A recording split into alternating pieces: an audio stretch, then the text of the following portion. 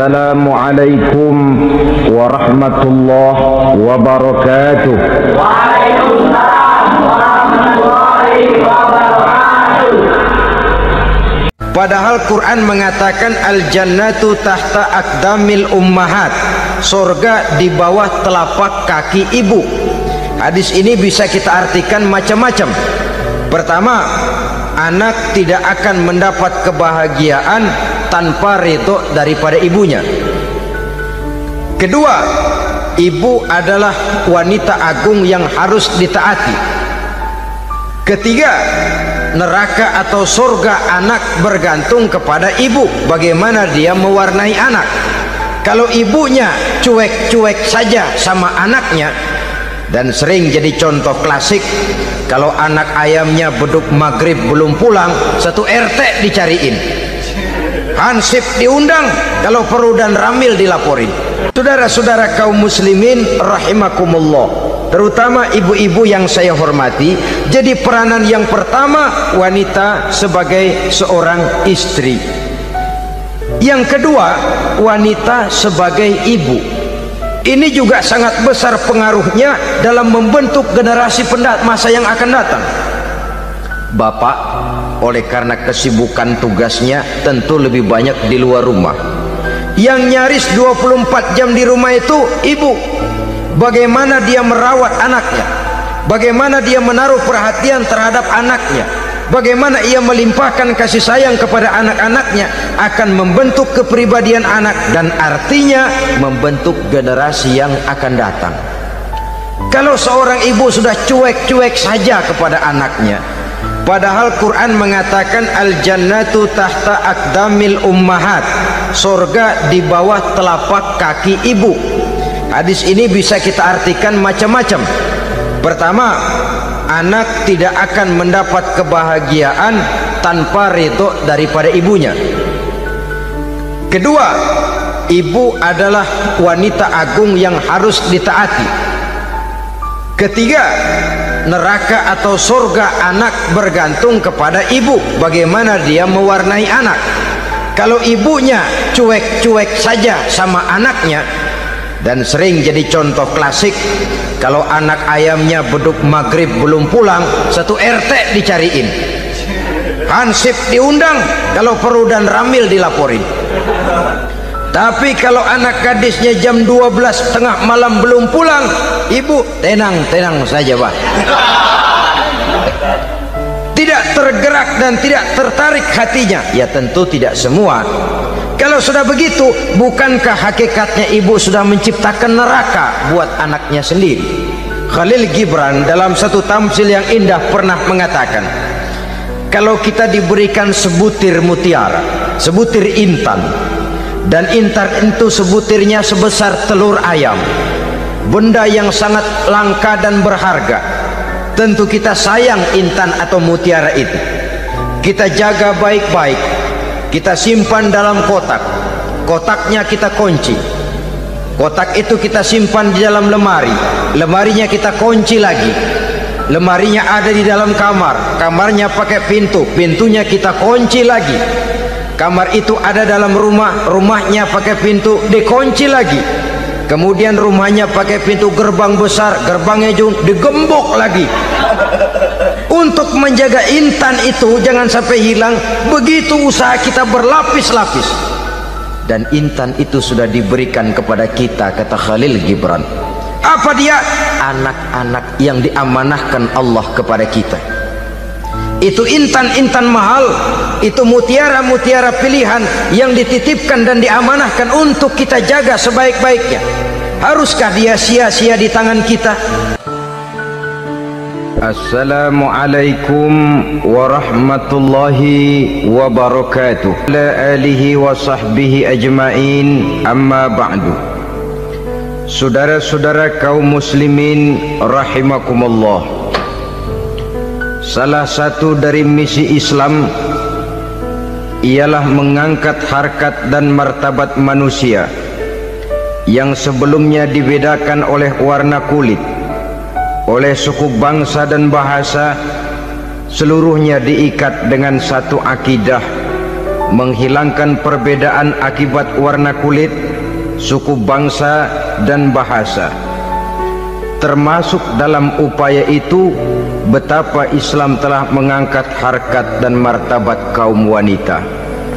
Maka pada pertemuan kali ini kita akan membicarakan tentang peranan wanita sepanjang pandangan agama. Sebelum Islam datang, nasib perempuan nyaris hanya berputar di segitiga saja: dapur, sumur, kasur. Kasur, sumur, dapur. Seolah-olah wanita terpaut dengan 3 itu tadi. Seolah-olah wanita tidak bisa berbuat lebih banyak daripada itu. Bahkan di tengah masyarakat jahiliyah, bayi perempuan mendatangkan aib sehingga mereka lalu dikubur hidup-hidup. Maka datang Islam dengan tegas mencanangkan satu revolusi yang mengangkat harkat dan martabat kaum wanita. Nabi bersabda, "An-nisa'u imadul bilad, iza saluhat saluhal bilad, wa iza fasadat fasadal bilad." Wanita adalah tiang negara. Jikalau baik wanita, baiklah negara. Jikalau rusak wanita, hancurlah negara. Dalam berbagai ayat Al-Quranul Karim menjelaskan tentang wanita dan peranannya. Al-Quran bercerita tentang Siti Hawa. Al-Quran bercerita tentang anak perempuan Nabi Adam, Iklimah dan Labuda, yang menyebabkan Habil dan Qabil saling berbunuh-bunuhan. Al-Quran menceritakan bagaimana ibunya Nabi Musa mendapat wahyu untuk menghanyutkan anaknya di hilir sungai Nil. Al-Quran bercerita tentang Siti Maryam, ibu daripada Nabi Isa. Al-Quran bercerita tentang 2 putri Nabi Yusuf, yang akhirnya salah satunya menjadi istri daripada Nabi Musa. Pun Al-Quran bercerita tentang Ratu Balkis, seorang wanita yang menjadi penguasa di negeri Sabah, yang demikian besar pengaruhnya dan wawasannya. Dan banyak lagi Al-Quran menceritakan keadaan kaum wanita, sampai-sampai dalam Al-Quran ada satu surah yang dinamakan surah An-Nisa. Ini seluruhnya berarti bahwa Al-Quran telah menempatkan kaum wanita dalam satu posisi yang mulia dan terpuji. Al-Quran memberikan emansipasi, bahwa wanita berhak mengejar kemajuan sebagaimana halnya kaum laki-laki. Tetapi sungguh pun demikian, Al-Quran tetap memberikan batasan-batasan sepanjang emansipasi itu tidak bertentangan dengan kodrat kewanitaan itu sendiri. Kalau persamaan dan kemajuan, kalau emansipasi dan hak asasi sudah tidak sesuai lagi dengan kodrat kewanitaan, pada akhirnya bukan mengangkat harkat dan martabat kaum wanita, justru malah merendahkan derajat dan martabat kaum wanita itu sendiri. Seperti sebagian besar wanita ini, mereka berteriak menuntut tentang persamaan hak, tapi mereka melupa apa batasan daripada persamaan hak itu sendiri. Sesungguhnya Islam dengan segala konsepsinya yang mengangkat martabat kaum wanita itu memberikan keleluasaan kepada kaum wanita untuk maju bersama laki-laki sepanjang tidak menginjak-injak kodrat kewanitaan itu sendiri. Kalau sudah sampai kepada menginjak kodrat kewanitaan, maka akan merendahkan martabat kaum wanita. Sebab apa? Secara fisik dan psikis agaknya memang laki-laki sudah ditakdirkan oleh Allah untuk menjadi pembimbing bagi kaum wanita. Walaupun tidak tertutup kemungkinan wanita tampil sebagai pemimpin, tetapi dari segi fisik biologis misalnya, laki-laki itu diciptakan kekar, kuat untuk memikul dan melaksanakan tugas-tugas yang berat. Sedangkan perempuan pada umumnya adalah lembut, ayu, lemot, denok, geboy, dan lain sebagainya. Maka kalau kita baca sejarah, Allah itu belum pernah mengutus rasul perempuan. Semua rasul laki-laki. Sebab apa?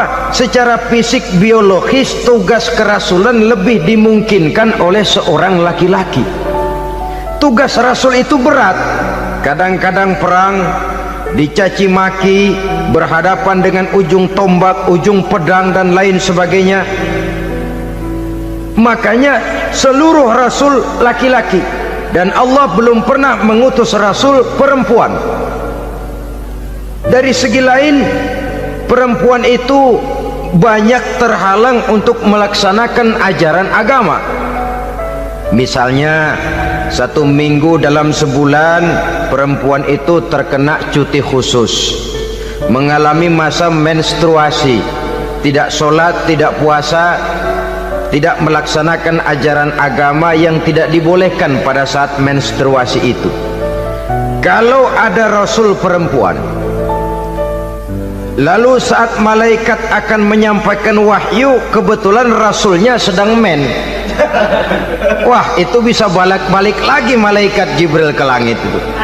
Mau turun nyampein wahyu, balik lagi ke atas, ditegur, kenapa balik lagi Jibril? Rasulnya lagi head.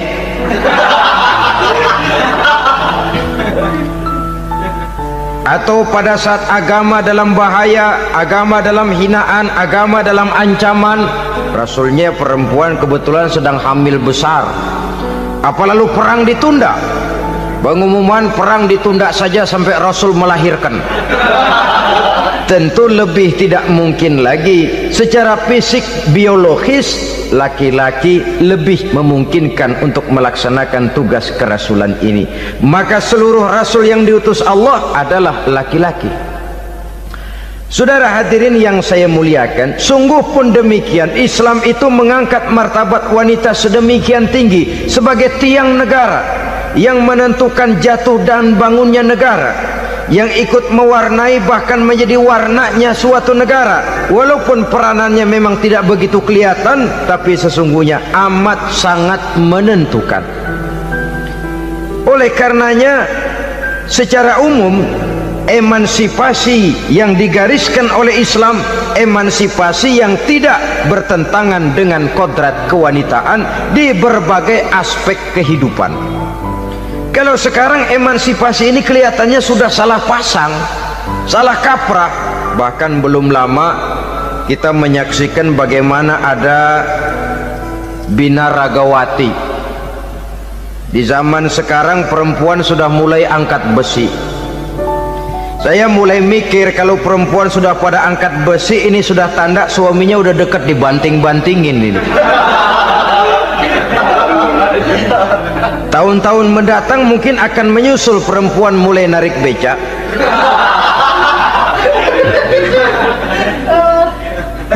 Nampaknya kan sudah tidak lagi mengindahkan kodratnya sebagai wanita. Ada olahraga yang hanya pantas dikerjakan oleh laki-laki. Oleh karena itu pada kesempatan ini kita akan mencoba melihat peranan wanita dari berbagai dimensinya. Yang pertama, peranan wanita sebagai istri. Adalah Rasul memilih istri pertamanya Sayyidatuna Khadijah radhiyallahu anha. Kalau pilihan utama beliau pertama kali nikah dengan Siti Khadijah, jelas itu pilihannya bukan karena kecantikan. Kenapa?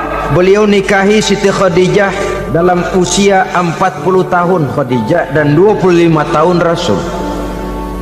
Statusnya janda pula.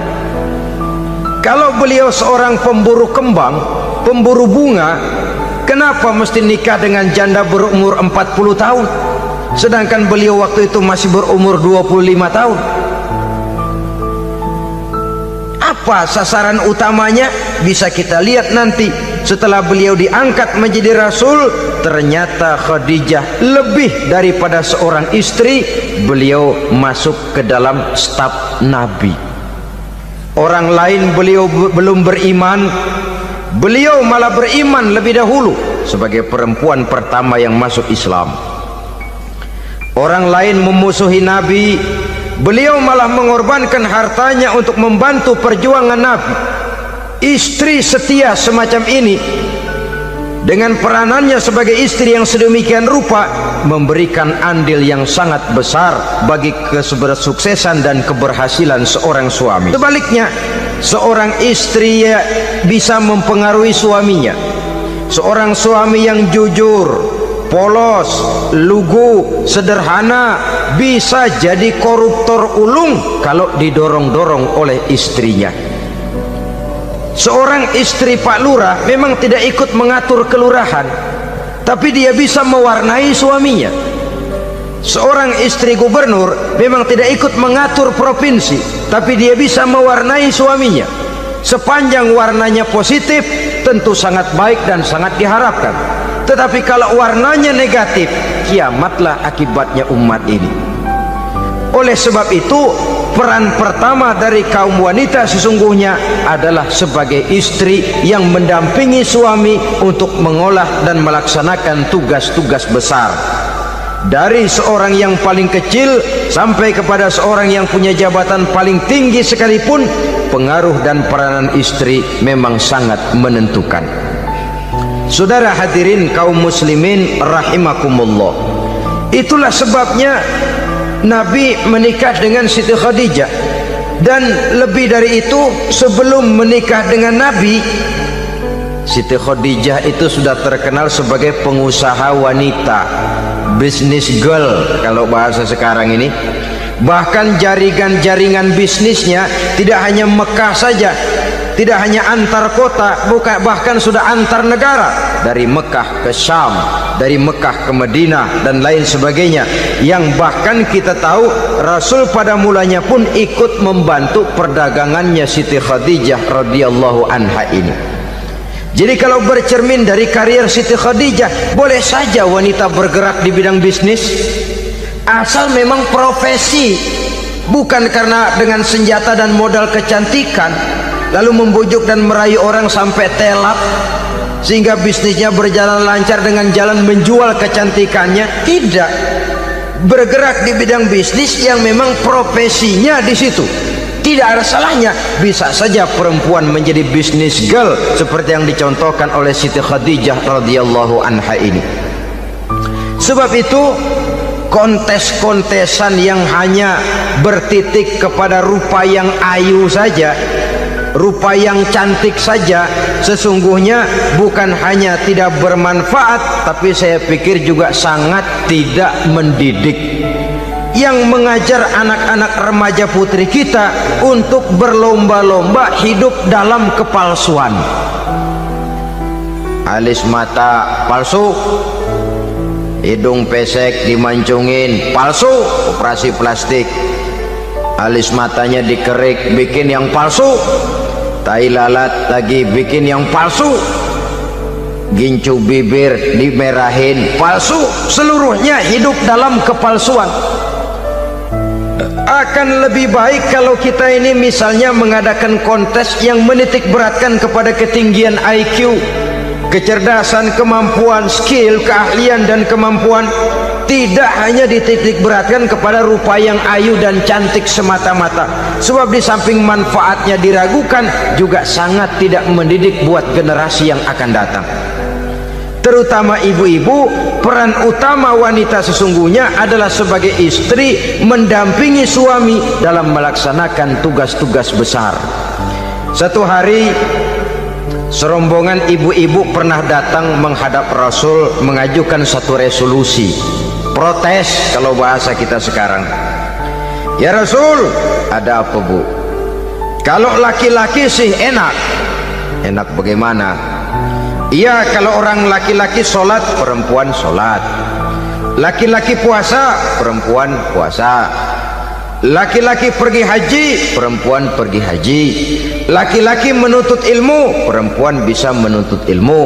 Tapi kalau laki-laki pergi jihad, perang membela agama, kami perempuan tidak bisa ikut jihad perang di medan pertempuran. Padahal pahala jihad sangat besar dan kami ingin mendapat pahala jihad. Tidak adil kalau begini ya Rasul, izinkan kami pergi jihad. Ini perempuan di zaman Rasul. Kalau ada kebaikan tidak bisa ikut, rasanya rugi bukan main, lalu protes. Apa jawab Rasul? Beliau senyum. Ibu-ibu jangan khawatir, walaupun ibu-ibu tidak maju ke medan perang, ada ibadah yang pahalanya sama dengan pahala jihad itu. Apa ya Rasul? Beliau menjawab, jihadukunna fi baitikunna. Jihadnya ibu-ibu, jihadnya kaum wanita adalah di rumah tangganya sebagai istri. Memasak makanan suaminya, mencuci pakaian istrinya, mengasuh, merawat dan membesarkan anak-anaknya, itu seluruhnya bagian daripada ibadah yang pahalanya tidak kurang dengan pahala jihad. Kenapa? Al-Quran itu memberikan sesuatu sesuai dengan kedudukannya. Kalau perempuan pergi perang jihad membela agama, musuhnya laki semua, kayak apa perangnya? Itu musuhnya bisa nggak mau pakai pedang, perangnya udah gulat aja udah. Sehingga Rasul lalu memberikan satu jalan keluar yang membuat wanita-wanita itu lega. Jihadukunna fi baitikunna. Ibu-ibu sih tidak usah khawatir, jihad ibu adalah di rumah tangga ibu-ibu semua. Sejak bangun tidur sampai tidur kembali, nyaris kaum ibu itu 24 jam pekerjaannya. Sebagai istri, dia melaksanakan jihad di rumah tangganya.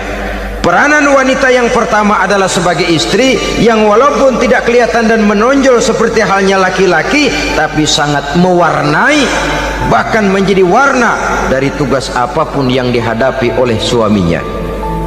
Dulu ada seorang orator, kalau pidato hebat bukan main. Kalau dia bernada gembira, semua orang senyum. Kalau dia bercerita tentang sesuatu yang sedih, satu masjid orang nangis. Orang tanya kepadanya, Pak, bisa pidato begitu hebat, siapa yang bikin? Ya saya sendiri. Istrinya dari belakang bilang, tidak, yang bikin pidatonya hebat saya. Kata suaminya, mana bisa, saya, kata istrinya. Kalau saudara tidak percaya, tunggu Jumat depan, dia khutbah Jumat, saya akan bikin khutbahnya tidak hebat, kata istrinya. Sudah hari Rebo, siap-siap mau bikin konsep khutbah, baru mau nulis, datang istrinya, Bang, tolong pegangin anak, saya mau ke warung. Mau bikin konsep lagi, kata istrinya, Bang, tolong ini, tolong itu, tolong ini. Sampai mau berangkat khutbah Jumat, khutbah belum selesai dibikin. Begitu naik mimbar, kehabisan bahan. Sudah 10 menit masih ama ba'du. Ini yang dengar heran, ini orang kok bicaranya bisa cuma amat sama badu saja. Di situ kelihatan saudara-saudara betapa peran serta istri yang walaupun tidak kelihatan oleh pandangan mata yang zahir, tapi teramat sangat menentukan. Sekali lagi, tidak ada seorang suami bisa sukses jadi apapun dia tanpa peran serta istrinya di rumah. Tidak ada kemajuan yang bisa diperoleh kalau tidak karena peran serta istrinya di rumah. Tidak ada kesuksesan yang bisa diraih tanpa keikutsertaan daripada istrinya di rumah. Walaupun suaminya yang dikenal orang, suaminya yang dipuji orang, suaminya yang disanjung orang, bagian besar tetaplah saham dan andil daripada istrinya yang di rumah itu. Ini makna an-nisa imadul bilad. Wanita adalah tiang negara. Jikalau baik wanita, baik negara. Jikalau rusak wanita, hancur negara. Karena wanita, negeri Sabah menjadi terkenal tentram, aman, wawasan politiknya luas. Seorang semacam Cleopatra bisa menaklukkan Julius Caesar. Dan begitu selanjutnya. Banyak cerita-cerita betapa wanita yang berperan di belakang layar ini bahkan bisa menggoyangkan negara.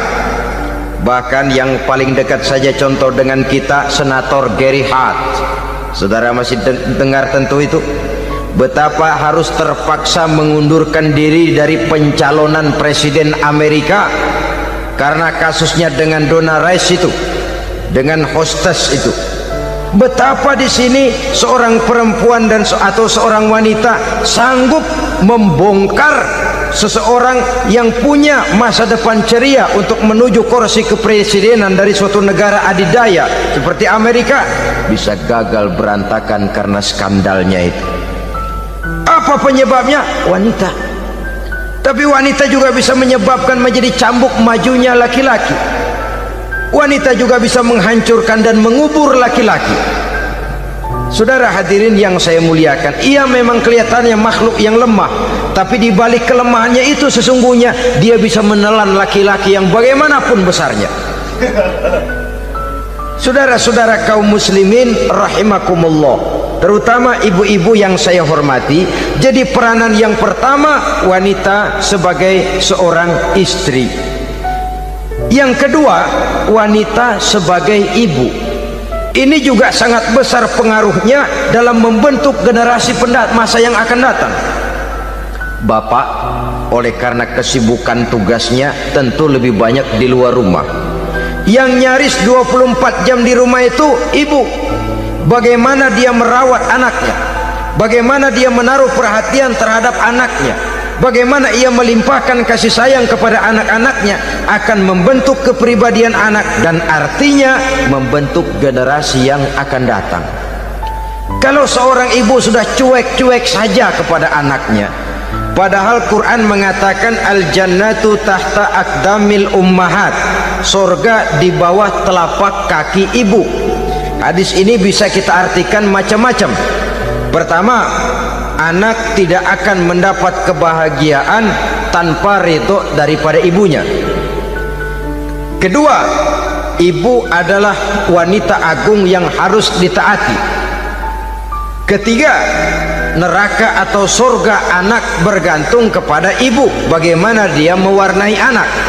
Kalau ibunya cuek-cuek saja sama anaknya, dan sering jadi contoh klasik, kalau anak ayamnya beduk maghrib belum pulang, satu RT dicariin, hansip diundang, kalau perlu dan ramil dilaporin.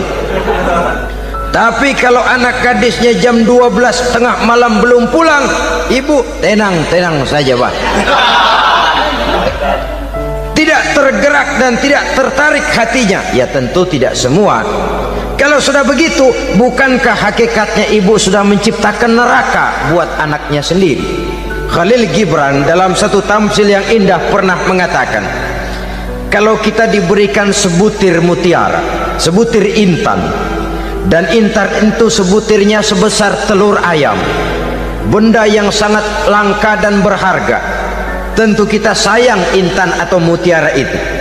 Kita jaga baik-baik, kita simpan dalam kotak, kotaknya kita kunci, kotak itu kita simpan di dalam lemari, lemarinya kita kunci lagi, lemarinya ada di dalam kamar, kamarnya pakai pintu, pintunya kita kunci lagi, kamar itu ada dalam rumah, rumahnya pakai pintu dikunci lagi, kemudian rumahnya pakai pintu gerbang besar, gerbangnya juga digembok lagi.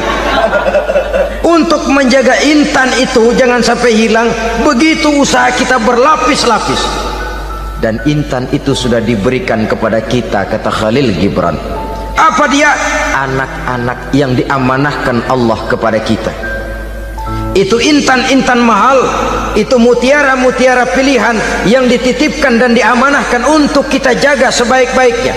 Haruskah dia sia-sia di tangan kita? Haruskah dia merana jatuh di tangan ibu yang tidak punya tanggung jawab? Saudara hadirin yang saya muliakan, oleh karenanya peranan sebagai ibu ini sangat menentukan bagi pembentukan generasi yang akan datang. Salah ibu mengarahkan anak, akan lahir generasi mendatang yang tidak kita harapkan. Sehingga Nabi bersabda, kullu mauludin yuladu 'alal fitrah fa abawaihi yuhawwidanihi aw yunassiranihi aw yumajjisanihi. Setiap bayi dilahirkan dalam keadaan suci, setiap bayi dilahirkan dalam keadaan bersih, tidak punya dosa. Islam tidak mengenal dosa warisan. semua saja bayi lahir dalam keadaan suci dan bersih. Kalau demikian lalu bagaimana? Kata Nabi, ibu bapaknya lah yang kelak akan menjadikan anak itu sebagai Yahudi, yang kelak menjadikan itu anak itu sebagai Nasrani, atau menjadikan anak itu sebagai Majusi. Ibu bapaknya yang mewarnai anak. Ibaratnya anak itu kertas putih, mau ditulis tinta hijau warnanya hijau, mau ditulis tinta merah warnanya merah, mau ditulis tinta hitam pun warnanya hitam. Oleh karena itu pembentukan anak yang soleh secara mental sesungguhnya sudah diwarnai oleh kebiasaan ibu bapak dalam pergaulan di rumah tangganya secara mental. Sehingga dengan demikian saudara-saudara, salah kaprah ibu dalam mengarahkan anak-anaknya akan melahirkan generasi penerus yang sungguh-sungguh tidak kita harapkan, dan pada gilirannya akan membahayakan perkembangan bangsa dan negara, membahayakan kita sebagai suatu umat. Apalagi sekarang ini masih banyak orang-orang muslim, orang-orang tua muslim yang kadang-kadang menyekolahkan anaknya di sekolah yang membahayakan akidahnya, mematikan imannya, menghancurkan tauhidnya. Pokoknya asal bonafid keluar sekolah ada jaminan lapangan kerja, perkara anak mau kafir mau murtad bukan urusan. Alangkah ironi dan sangat menyedihkan. Saudara-saudara yang saya hormati, jadi dari segi kaum wanita peranan ibu sangat besar. Dari segi anak, ketaatan kepada ibu, doa restu ibu akan membawa kepada kebahagiaan hidup. Doa ibu mustajabah, kutukan ibu manjur. Beberapa hikayat dan riwayat menjadi contoh dan tamsil buat kita betapa tidak ada satu kebahagiaan di dunia ini yang bisa ditegakkan tanpa doa restu daripada ibu. Pantas kalau dalam Al-Quran ada Ummul Kitab, ibunya atau induknya kitab. Tiap negara punya ibu kota, bapak kota tidak ada. Lalu lagi wawasan Nusantara disebut Ibu Pertiwi, Bapak Pertiwi kemana tahu. Saudara hadirin yang saya muliakan, lalu dalam peringatan hari-hari besar nasional ada yang namanya Hari Ibu. Hari bapak nggak pernah diperingati. Ada Hari Ibu, dan ibu itu pun ada Ibu Kartini, ada Ibu Dewi Sartika, dan macam-macam lagi yang seluruhnya merupakan refleksi dan gambaran betapa peranan kaum wanita di dalam kehidupan ini yang memang banyak mewarnai dan menjadi warna dari suatu kegiatan. Saudara-saudara kaum muslimin rahimakumullah, apabila yang pertama tadi kita melihat peranan kaum wanita sebagai istri, betapa ia berpengaruh besar dalam ikut menunjang keberhasilan dan kesuksesan suaminya. Kemudian pada peranannya yang kedua, wanita sebagai ibu di rumah tangga, betapa ia ikut membentuk, mempengaruhi, mewarnai dan membimbing kepribadian anak sebagai generasi penerus. Maka pada peranan yang ketiga ini kita akan melihat wanita sebagai social agent, sebagai penggerak kegiatan sosial di berbagai bidang kehidupan. Apakah itu bernama majelis taklim, apakah itu bernama perkumpulan dan yayasan-yayasan kemanusiaan, organisasi-organisasi yang bergerak di bidang pendidikan. Bahkan di zaman sekarang bukan hanya menjadi penggerak sosial, bahkan sudah banyak kaum wanita yang menggerakkan satu bangsa. Dunia mengenal Margaret Thatcher, dunia mengenal Indira Gandhi, dunia mengenal Bandara Naike, dunia mengenal Corazon Aquino, dunia mengenal Golda Meir dulu itu dari Israel.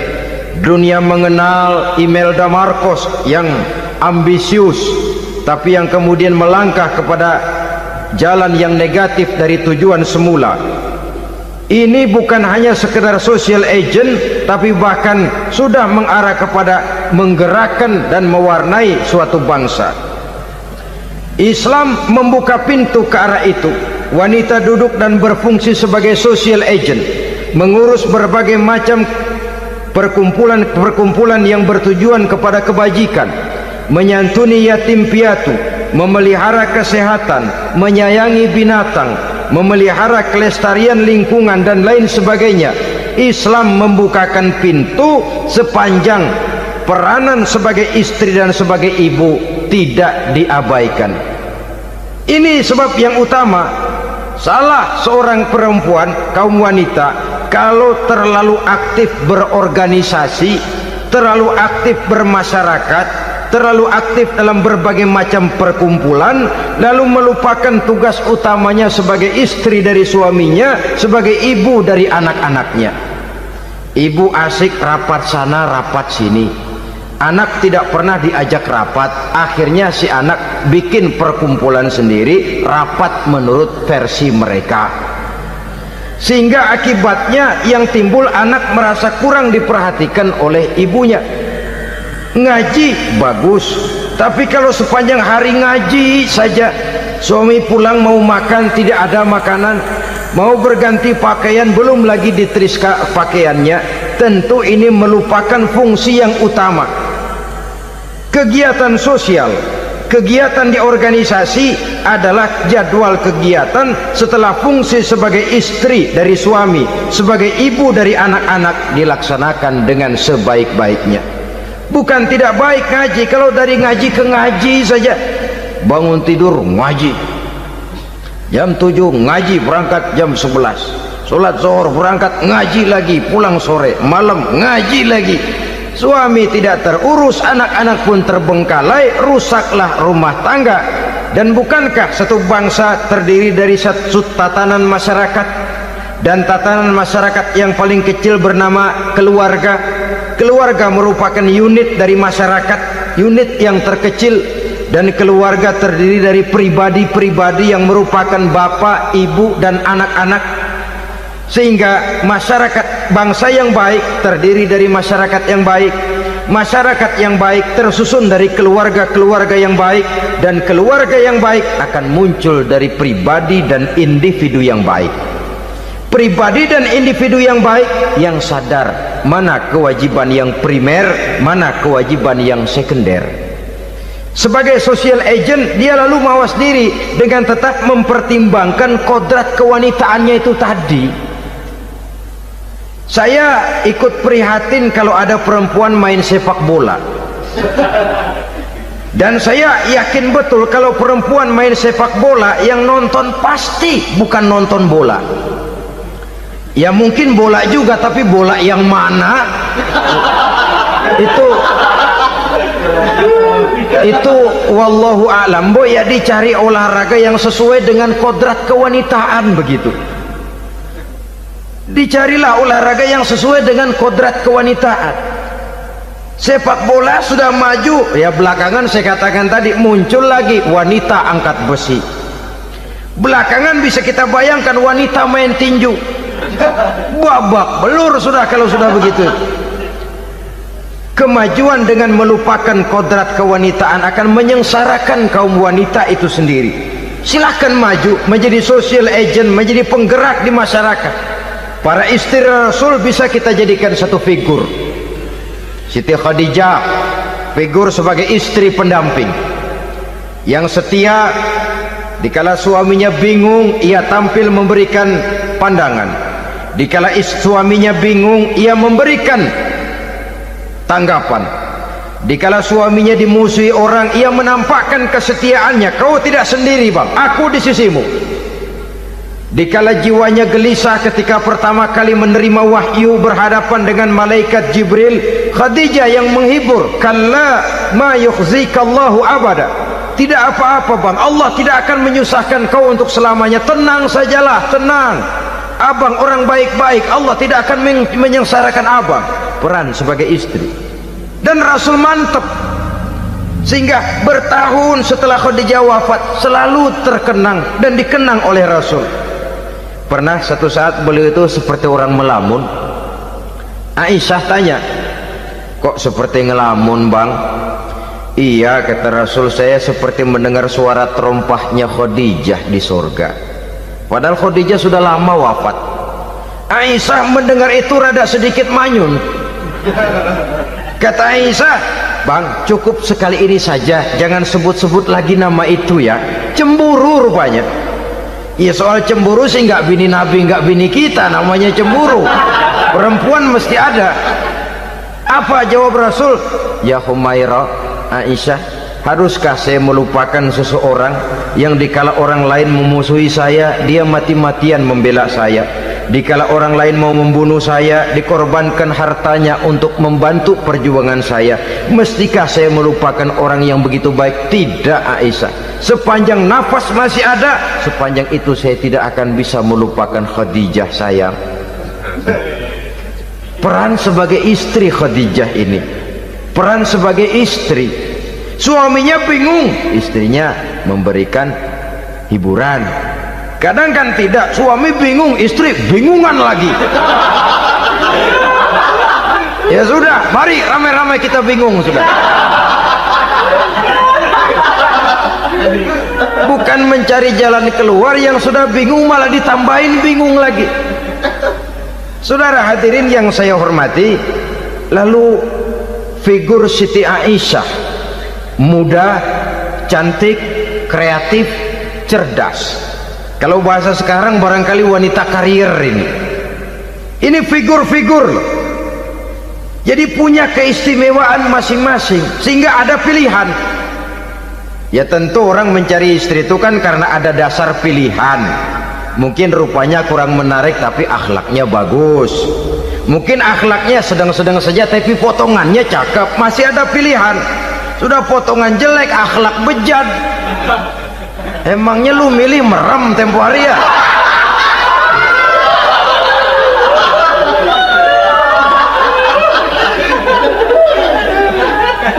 Sudah nggak ada pilihan apa-apa. Lalu ada istri yang punya keistimewaan karena sifatnya yang sabar, ada yang wataknya itu pemurah, ada yang sifatnya itu belas kasih. Pendeknya, dari istri-istri Rasul kita bisa menemukan figur-figur wanita teladan. Sehingga keliru kalau kaum orientalis barat mengatakan Rasulullah itu katanya sesungguhnya adalah seorang seks maniak, istrinya banyak. Oh ini memang bajingan ini orientalis ini. Kalau Rasulullah itu seorang seks maniak, tentu yang dinikahinya itu pertama jelas gadis semua, yang kedua tentu cantik-cantik semua. Dari istri-istri beliau yang dikawininya dalam keadaan gadis cuma Siti Aisyah, selebihnya janda. Apa pertimbangannya? Menyantuni yatim-yatimnya, mengayomi janda-janda yang ditinggal suaminya gugur di medan perang, untuk memperkuat keimanannya. Itu pilihan utama Rasul. Kita sekarang ini ya ngakunya sih ikut sunnah Rasul, cuma sunnahnya urusan kawin melulu. Ada duit sedikit, kawin maning, kawin maning. Ditanya orang kenapa kawin melulu sih mas, sunnah Rasul. Bukan main. Kalau sudah urusan kawin pahlawan betul sunnah Rasul. Padahal kawin lagi dalam Islam itu sungguh pun boleh, tapi tidak diperintah. Tidak diperintah, memang cuma boleh. Itu kalau dalam pesawat itu cuma semacam emergency exit lah ya, yang tidak boleh sembarang waktu bisa dibuka. Kalau memang sanggup berlaku adil, tafadhol. Kalau tidak, satu juga nggak habis. Lagian saya kira perempuan itu kan cuma perbedaan rupa saja, perbedaan selera saja. Seperti singkong dengan sate, bedanya kan cuma di tenggorokan. Kalau sudah masuk ke perut, kenyangnya kan sama. Perempuan cuma berbeda dalam selera, rasanya barangkali ya, barangkali.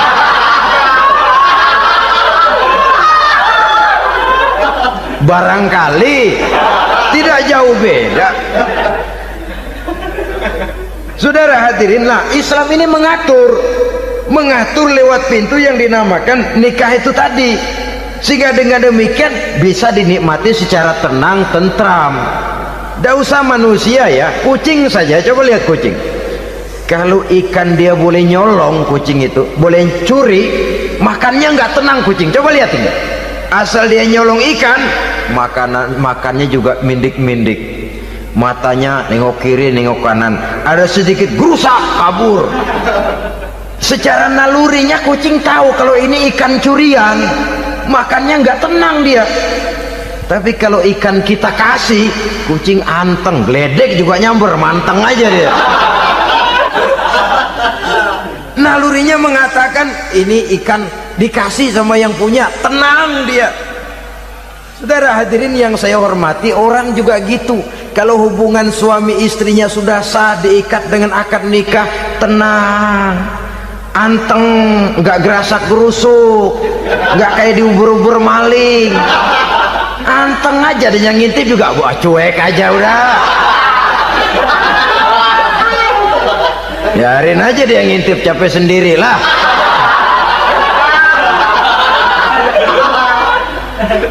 Tapi kalau nyuri-nyuri, coba lihat dah, mana di kebun banyak nyamuk, hansip mukul tiang listrik, dia yang bingung.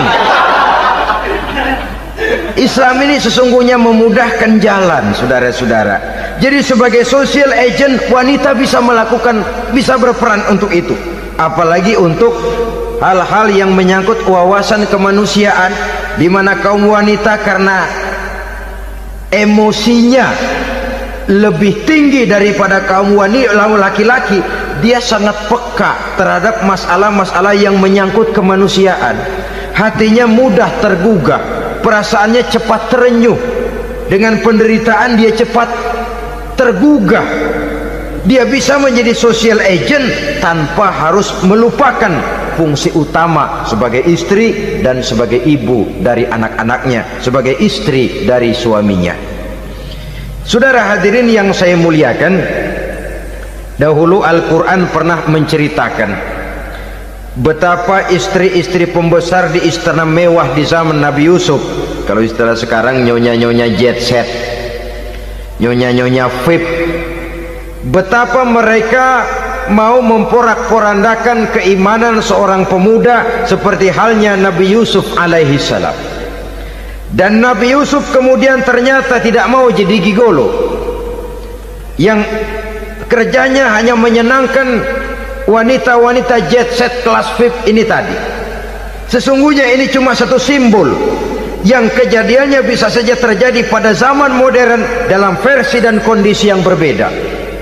Namun bagaimanapun juga, wanita dengan peranannya sebagai social agent, sebagai penggerak masyarakat, sangat besar pengaruhnya dalam ikut mewarnai perkembangan suatu negara.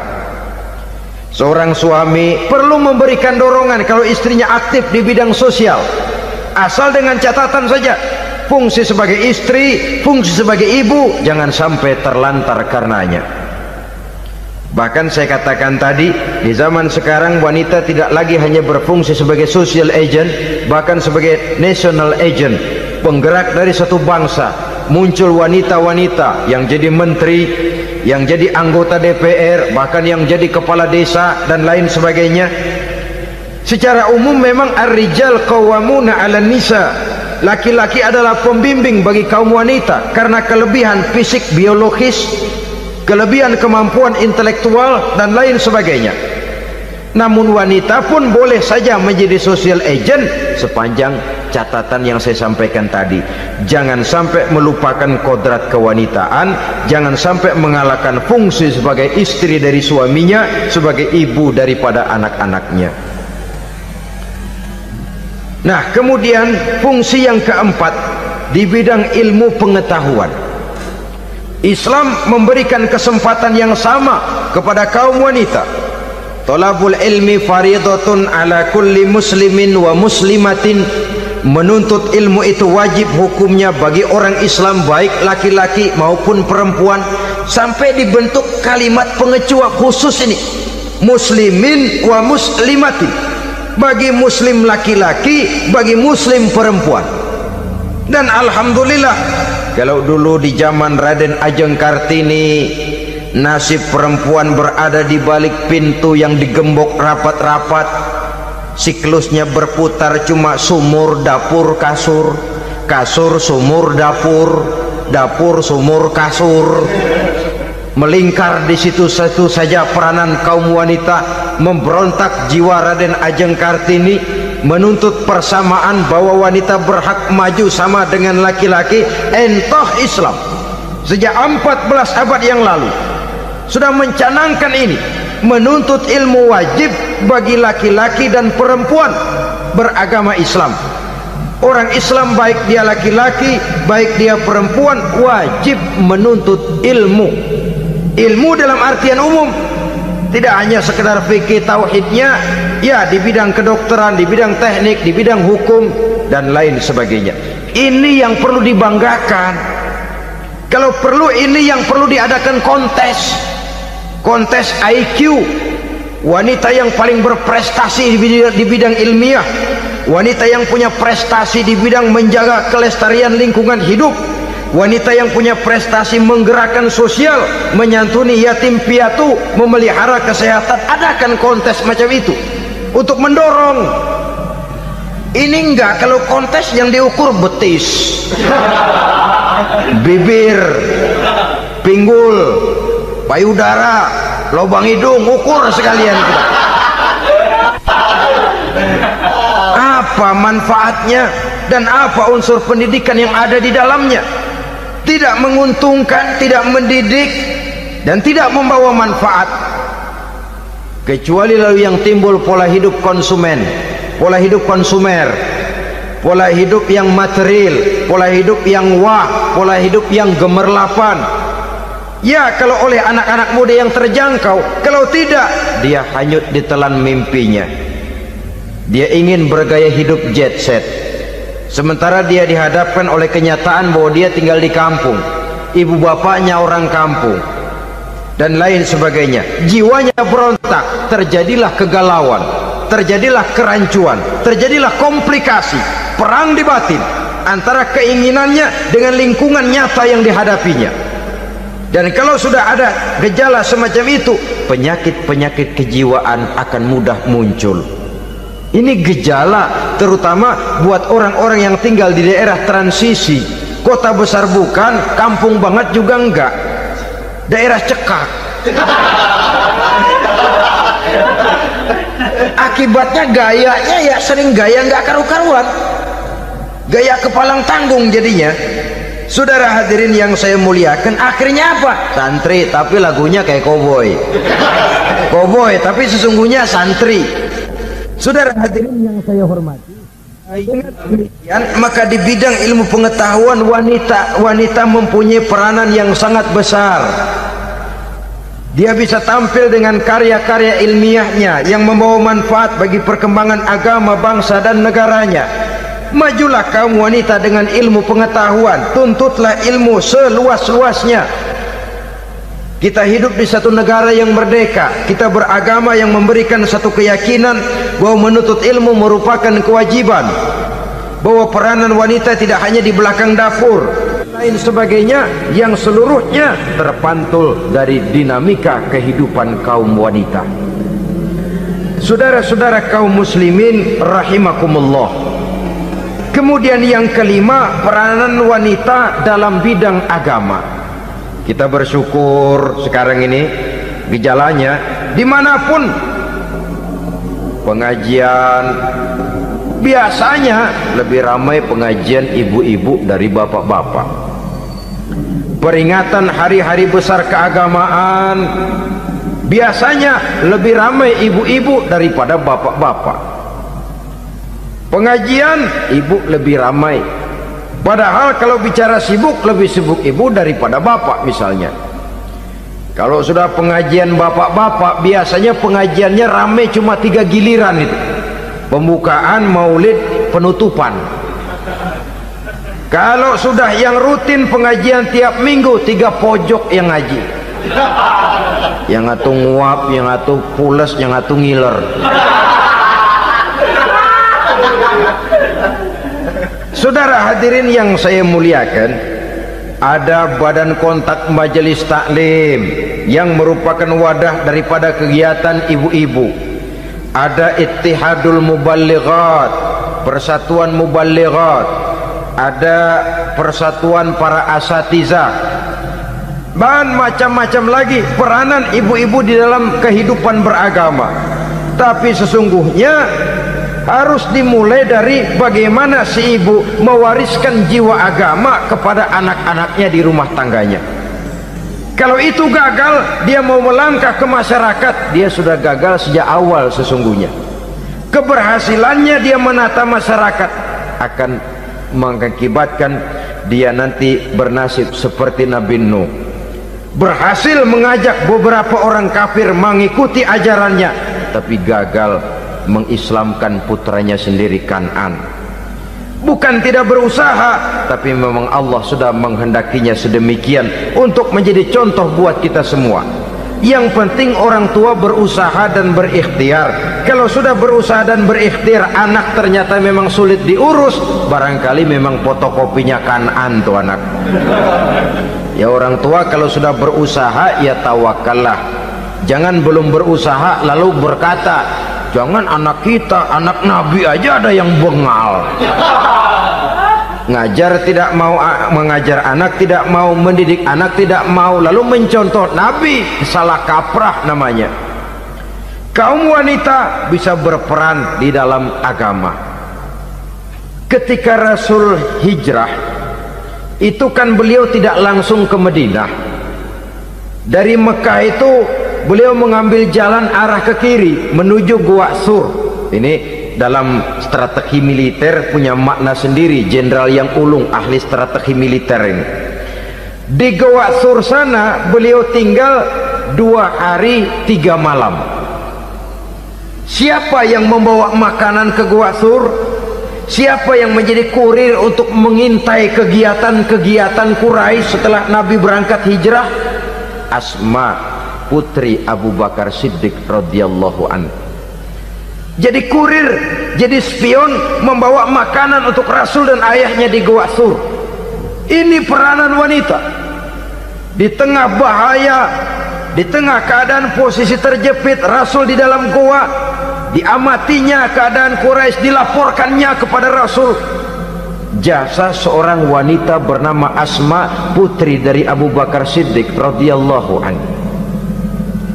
Rabi'atul Adawiyah, seorang sayyidah sufiyah, ahli tasawuf yang terkenal dengan ajaran cintanya kepada Tuhan. Dia bisa menjadi tokoh wanita dalam gerakan sufi oleh karena kegiatannya di bidang agama, dalam arti mujahadahnya kepada Allah Subhanahu wa ta'ala. Dia korbankan bagian besar daripada hidupnya untuk mengabdi kepada Allah. Setelah suaminya meninggal, seumur hidup dia tidak pernah nikah lagi. Bukan tidak cantik, cantik. Bukan tidak ada yang mau, banyak yang meminang. Bahkan diantaranya termasuk Sufyan Tsauri, seorang tokoh juga, pernah mencoba meminang beliau. Kata Sufyan, Rabi'ah, bagaimana? Kamu kan janda? Iya. Lalu, lah saya kan duda. Jadi bagaimana? Daripada kita masing-masing sendiri-sendiri, kan lebih baik kita join. Maksud kamu apa? Saya mau meminang kamu. Boleh, tapi mas kawinnya saya minta engkau jawab 4 pertanyaan saya. Kalau bisa, diri saya seutuhnya saya berikan kepada kamu. Kalau tidak, tidak usah saja. In ajabtani fi 4 masail fa ana laka.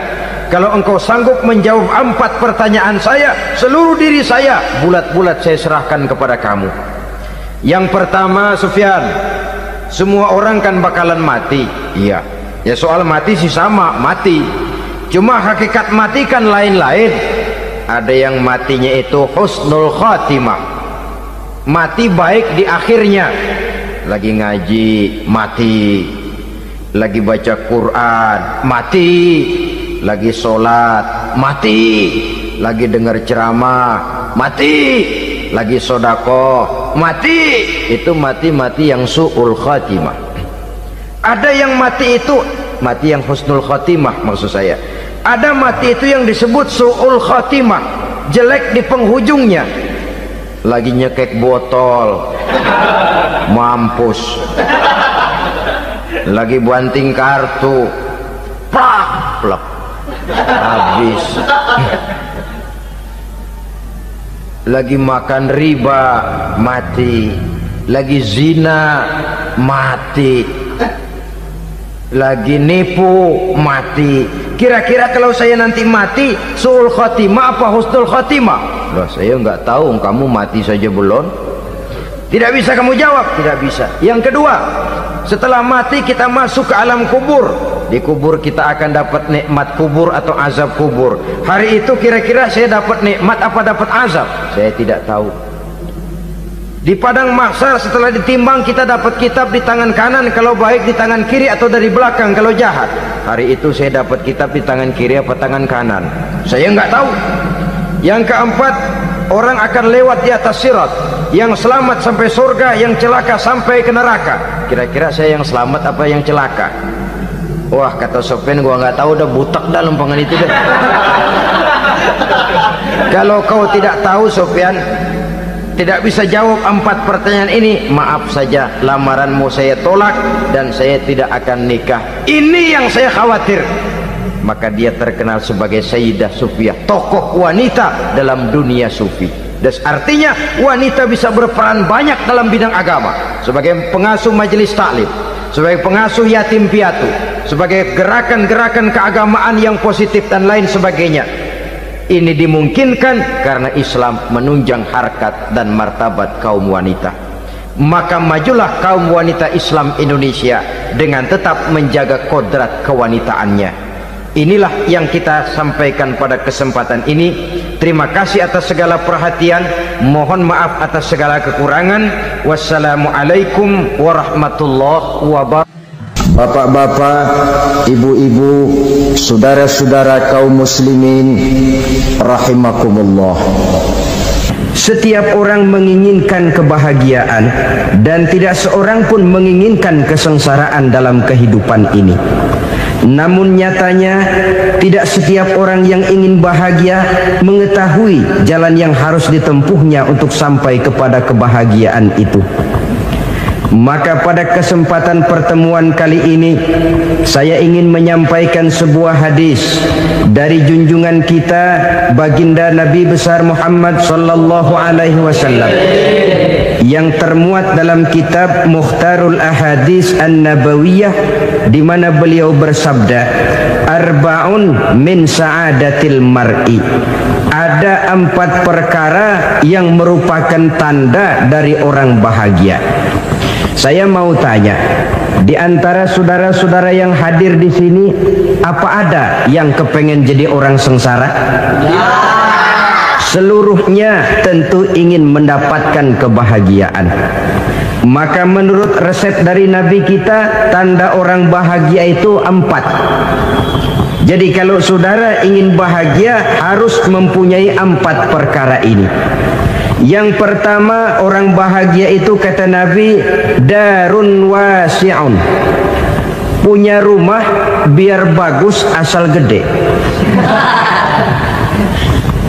Enak ngaturnya daripada sudah punya rumah kecil adanya di pinggir kali, gubuk, kalau hujan bocor, miring lagi, kiamat. Loh, kalau gitu Islam materialis dong. Hadis ini boleh diartikan dengan makna hakiki, arti yang sebenarnya. Boleh diartikan dengan makna majazi, arti kiasan. Kalau dia diartikan dengan arti kias, maka yang dimaksud darun wasi'un ay qalbun wasi'un. Rumah yang luas tidak lain daripada hati yang lapang. Karena di situ kunci kebahagiaan yang sebenarnya. Walaupun kita cuma tinggal di petak berukuran 2 kali 3 meter, kalau hati kita luas rasanya rumah itu. Tapi biar rumah kita halamannya saja puluhan ribu hektar, ada kolam renangnya, kamar tidurnya tidak lagi terhitung. Kalau hati yang menempati rumah itu sempit, maka akan terasa sempit jugalah rumah itu. Tempat bergantungnya tidak lain adalah hati.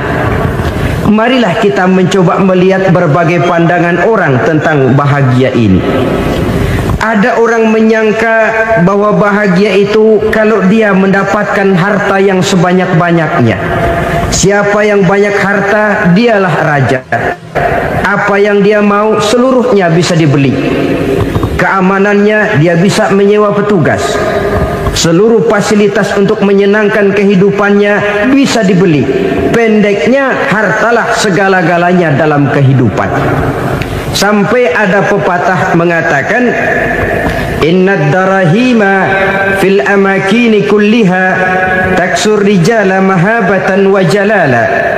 Sesungguhnya harta, dinar, dirham, uang di mana-mana selalu bikin hebat orang yang memilikinya. Coba lihat, orang yang punya duit sama yang enggak punya duit, jangan gaya hidupnya, gaya jalannya aja lain. Wahia lisanun liman arada fasahatan, wahia silahun liman arada qitala. Uang adalah senjata yang paling ampuh bagi orang yang mau pergi perang, dan lidah yang paling fasih bagi orang yang mau bicara. Kalau bicara dengan lidah macet, cobalah bicara dengan harta, lancar. Sampai ada pepatah demikian, segalanya bisa diatur dengan harta. Maka di kalangan orang yang berpandangan semacam itu, seluruh kegiatan hidupnya hanya terfokus kepada bagaimana mengumpulkan harta yang sebanyak-banyaknya. Tidak peduli halal haram, tidak kenal sore pagi siang dan malam, tidak sempat sujud, jauh dari agama, jauh dari kehidupan yang bersifat ruhaniyah, jauh dari Allah dan sebagainya. Sampai dalam Al-Quran dikelompokkan dalam kelompok yang dinamakan lumazah.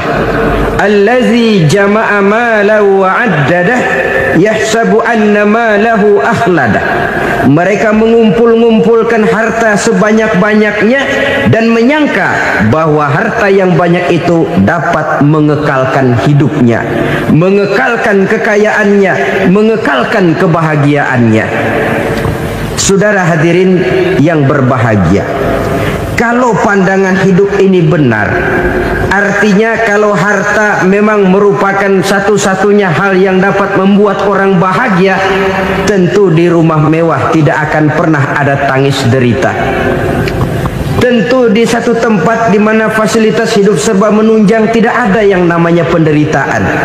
Tapi suka dan duka, sedih dan gembira, senyum dan tawa adalah milik setiap orang, baik dia punya harta maupun dia tidak punya harta. Nyatalah bahwa harta semata-mata bukan merupakan jaminan bahwa orang akan bahagia. Walaupun tanpa harta orang sulit untuk bahagia. Saya mau cerita, ada orang super kaya, namanya Aristotle Onesimus, raja tanker Yunani. Dia punya kapal tanker saja konon sampai 11 banyaknya. Punya perusahaan penerbangan yang disebut Olympic Airlines. Punya hotel di berbagai kota besar di dunia ini, sejak dari New York, London, Paris, Rome dan sebagainya. Bahkan punya pulau yang dia namakan Pulau Scorpio. Ini kan namanya sudah kaya nggak tanggung-tanggung, punya pulau. Nah, dia punya 2 orang anak, yang satu laki-laki namanya Alexander, yang satu perempuan namanya Maria Onesimus. Seluruh harapannya tertumpah kepada anak lakinya Alexander ini, yang akan meneruskan usahanya, meneruskan kekayaannya, meneruskan dinastinya. Apa yang terjadi? Ternyata anak yang dia harapkan yang bernama Alexander ini mati muda dalam kecelakaan pada waktu dia olahraga. Apa olahraganya? Namanya olahraga anak orang kaya, golongan jet set. Olahraganya olahraga pesawat terbang. Jatuh, ya nggak kapungut, habis mati. Tinggal satu anak perempuannya, Maria Onesimus. Tapi anak perempuan ini juga malah urakan. Terakhir dia pacaran, bahkan kemudian kawin sama orang Rusia. Rupanya Aristotle Onesimus ini broken. kekayaannya yang berlimpah ruah, perusahaannya yang begitu banyak, siapa yang akan meneruskan? Siapa yang akan menggantikan? Sampai kemudian dia mengurung diri di Pulau Scorpio dan mati di sana secara mengenaskan. Seorang multi jutawan, seorang yang super kaya, mati menyendiri di pulau sepi. Ibarat kata pepatah, anak ayam mati di lumbung. Bukan kekurangan makanan, keurugan makanan. Begitu kehidupan Aristotle Onassis. Dan banyak orang-orang yang sudah demikian kaya sampai dibingungkan oleh kekayaannya sendiri. Telusurilah kehidupan David Rockefeller misalnya, Henry Ford misalnya, Adnan Khashoggi misalnya. Multi jutawan yang kadang-kadang dibuat keder oleh kekayaannya sendiri. Pantas ketika Imam Ali ditawarkan orang, "Ya Ali, kalau kepadamu disuruh pilih ilmu atau harta, kau pilih mana?" Ya jelas pilih ilmu dong. Kenapa? Pertama, ilmu kalau kita berikan kepada orang lain tambah. Tapi harta kalau kita berikan kepada orang lain kurang. Saudara punya uang 10.000, dibagi orang 5.000, jelas uang saudara berkurang. Tapi saudara punya ilmu, diberikan kepada orang lain bisa, saudara pun makin mantap. Tidak lantas jadi bodoh karena ngajarin orang. Saudara bisa Fatihah lalu mengajarkan orang Fatihah. Orang bisa, saudara pun makin hafal. Tidak lantas setelah diajarin orang ilmunya hilang. Begitu datang dia minta orang, "Tolong ajarin saya Fatihah." Udah habis, nggak ada.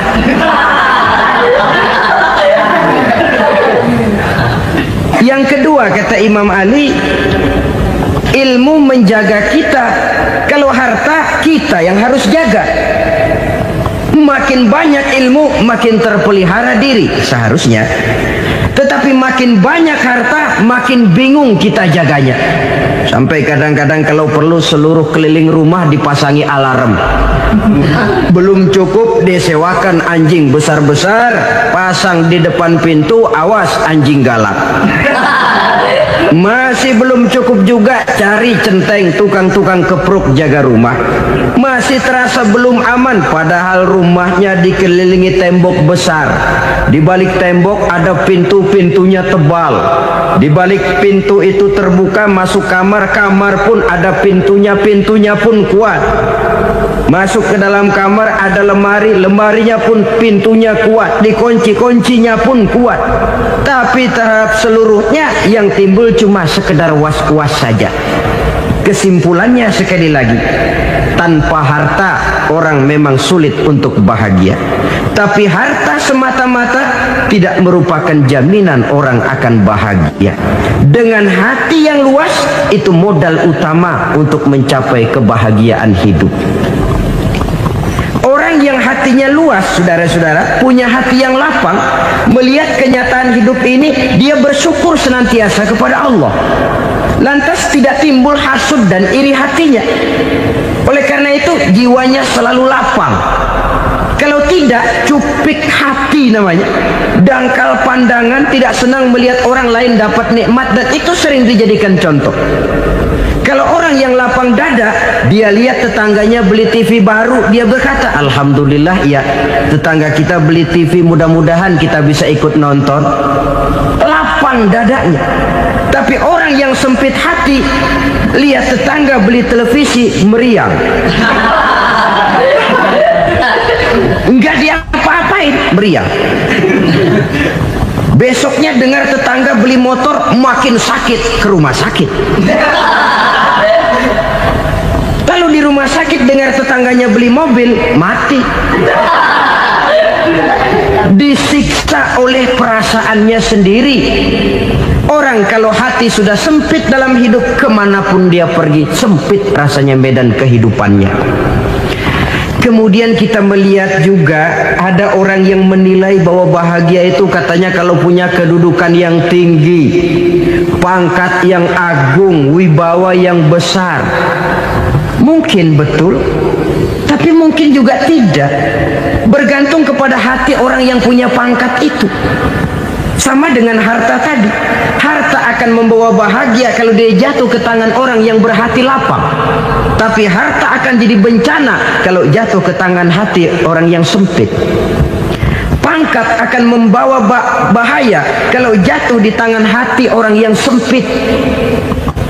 Lebih dari itu, kenyataan mengajarkan kepada kita bahwa ternyata pangkat dan jabatan tidak selamanya memberikan kebahagiaan dalam kehidupan. Bahkan resikonya kelewat besar.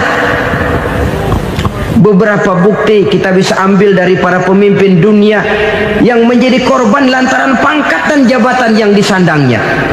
Saudara ingat Presiden Abraham Lincoln dan John Kennedy dari Amerika dibunuh orang. Park Chung-hee dari Korea Selatan, Ziaur Rahman dari Bangladesh, Anwar Sadat dari Mesir, terakhir Indira Gandhi dari India menjadi korban dari pangkat dan jabatan yang disandangnya dari orang-orang yang tidak senang dia memegang jabatan itu. Dia akan mudah mengundang bencana. Sehingga pantas kalau seorang presiden terkemuka Amerika, Harry Truman namanya, dia mengatakan jabatan presiden itu, kata dia, seperti orang nunggang macan, naik macan. Harus kita taiki, kalau enggak dia bakal nerekam kita, ngeri katanya. Adapun orang yang hatinya lapang, kalau dia menerima pangkat dan jabatan, dianggapnya itu satu kesempatan untuk berbuat baik. Tapi orang yang berhati sempit, menerima pangkat dan jabatan, bukan kadang-kadang menerima, malah berusaha setengah mati mencapai dengan segala cara. Kalau perlu jilat atas, jilat atas. Jadi golongan sumuhun dawu. Jadi kelompok kulon nuwun, yes sir, yang kerjanya cuma oke bos. Kalau perlu jilat atas, jilat atas. Kalau perlu injak yang bawah, injak yang bawah. Perlu sikut kiri kanan, sikut kiri kanan. Yang penting pangkat dapat, jabatan dapat. Orang yang semacam ini, kalau sudah mempunyai pangkat dan jabatan, biasanya dia tidak menganggap itu sebagai amanah, tidak menganggap sebagai kesempatan berbuat baik, tapi malah kesempatan untuk memperturutkan hawa nafsunya yang dilatar belakangi oleh kesempitan hatinya tadi. Apalagi kalau orang memperoleh pangkat karena banyak mengeluarkan uang. Seakan-akan pangkat dan jabatan itu sekarang macam proyek, pakai tender. Siapa yang berani bayar segini, naik. Nggak berani, minggir. Padahal logikanya, kalau orang mencapai satu jabatan karena banyak mengeluarkan uang, hampir bisa dipastikan bahwa setelah jabatan itu dia pegang, langkah pertama yang akan dilakukannya ialah berusaha bagaimana uang yang dia keluarkan supaya kembali. Ya paling kurang pulang modal dulu dong. Soal mikirin rakyat soal nanti, tapi ini modal harus pulang. Itu celakanya kalau orang memperoleh pangkat dan jabatan cuma karena banyak mengeluarkan uang. Jarang orang yang mempunyai keyakinan dan pandangan bahwa pangkat dan jabatan merupakan amanah. Jadi sekali lagi, pangkat dan jabatan mungkin saja membawa kebahagiaan kalau jatuh ke tangan orang yang berhati lapang. Tapi bisa jadi bencana kalau dia jatuh ke tangan orang yang mempunyai hati yang sempit. Dan lagi-lagi stresnya hati yang lapang. Lalu sebagian orang, saudara, ada yang berpandangan katanya bahagia itu kalau jadi orang terkenal, mempunyai popularitas, menjadi idola di kalangan remaja, di kalangan orang tua, di segala lapisan masyarakat. Padahal makin populer orang, makin terikat dia. Ya kalau macam kita ini kan nggak punya nama, nggak populer, tengah malam buta mau nongkrong di warung Tegal aman. Tapi pangkat, jabatan, kedudukan, popularitas menyebabkan kita diikat dengan berbagai macam peraturan. Cuma mandi sama ke WC saja yang nggak dikawal.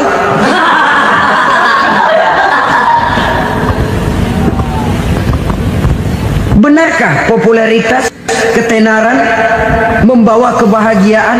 Mungkin ya, tapi mungkin juga tidak. Kenapa? Banyak orang-orang populer yang mengakhiri hidupnya secara tragis. Kita ambil beberapa nama. Di Amerika tahun 60-an ada bintang seksi paling terkenal yang dijuluki seks bom, bom seks. Sampai sekarang jadi legenda, namanya Marilyn Monroe. Singkatan doublenya itu inisialnya MM, Marilyn Monroe. Terkenal, top, sampai dia mati tahun 62. Namanya sekarang masih saja dibicarakan orang. Kenapa dia bunuh diri? Tidak punya hartakah dia? Banyak. Kurang populerkah dia? Seluruh dunia mengenalnya. Sejak rakyat kecil sampai pejabat tinggi dia punya hubungan. Kenapa? Jenuh. Dia terlahir dalam keadaan yatim. Setelah itu tidak lama dia berangkat remaja, ibunya meninggal, pindah dari wanita asuh ke wanita asuh sampai 12 orang ibu angkatnya. Dan kekecewaan yang paling parah, setiap laki-laki yang dekat dengannya hanya seperti kapal berlabuh. Datang dan pergi silih berganti, padahal dia merindukan seseorang yang bisa melindungi hidupnya. Dia rindukan itu dan dia tidak pernah menemukan. Itu yang akhirnya menyebabkan dia minum pil tidur kelewat dosis, minum obat tidur kebanyakan, ya tidur terus sampai sekarang.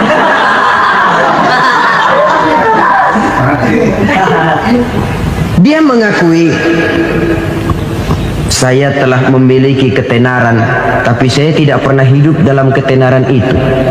Saya pandai main sandiwara, tapi saya ingin hidup dalam alam yang real sebagaimana umumnya orang. Itu yang dia rindukan.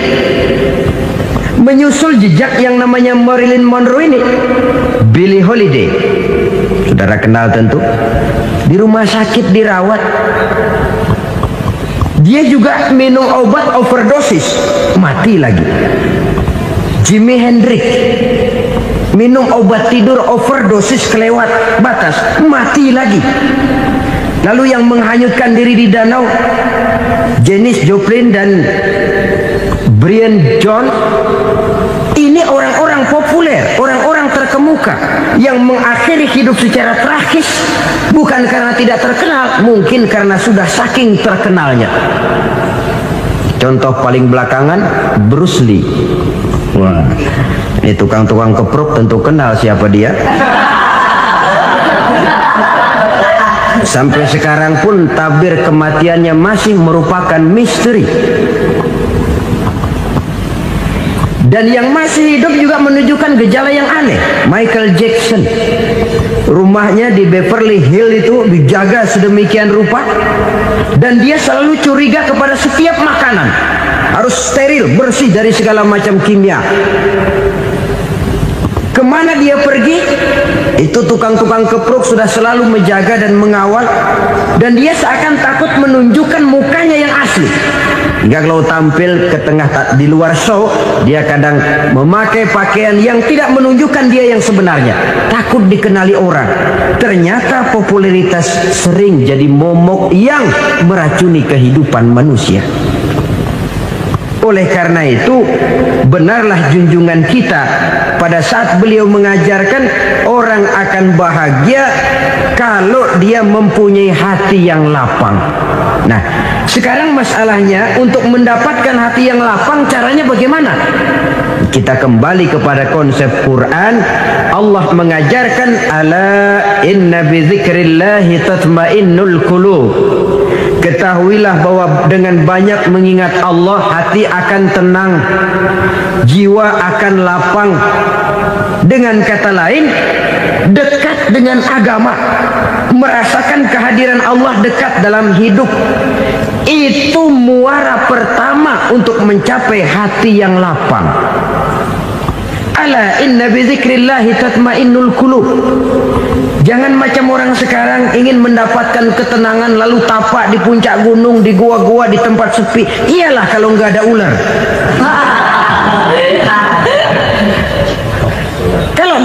kegigit ular berbisa, ketenangan belum, mati jelas itu. Islam positif untuk mendapatkan ketenangan. Ala inna bizikrillahi tatmainnul qulubi. Bahwa ketahuilah bahwa dengan banyak mengingat Allah, hati akan tenang, jiwa akan lapang, nuansa pikiran akan luas. Karena yang namanya bahagia ada dimanapun manusia berada. Di kampung ada bahagia, di kota ada bahagia, di ngarai, di lembah, di gunung, di hutan, di lautan, di angkasa luar, dimanapun bahagia itu ada kalau kita bermodalkan hati yang lapang ini. Dan hati akan lapang kalau kita dekat dengan agama. Dekat dengan harta buat sementara hati mungkin tenang, tapi ketenangan yang relatif dan temporer. Apalagi orang tiap kali tambah harta, tiap kali tambah rencana. Itu wajar. Mungkin sebelumnya saudara berpikir, kalau punya duit 5.000 enak nih. Begitu punya duit 5.000, aduh sayang kalau 10.000 aja. Tiap kali tambah harta, tiap kali lain rencana.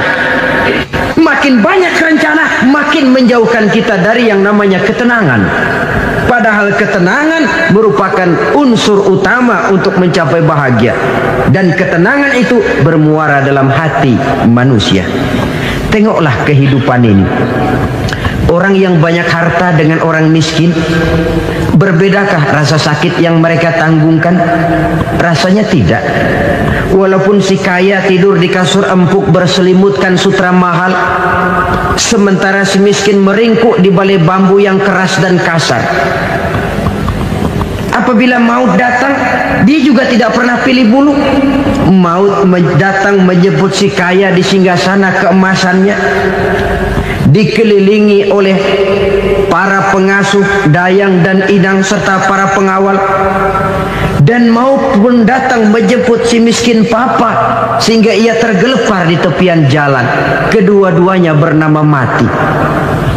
Kalau nyata bahwa sakit yang ditanggung si kaya tidak beda dengan sakit yang ditanggung si miskin, bukan harta semata yang membuat orang bahagia. Hati yang tenang, jiwa yang lapang penuh kedamaian. Karena banyak berzikir dan mengingat Allah, itu merupakan modal utama untuk mencapai sesuatu yang bernama bahagia.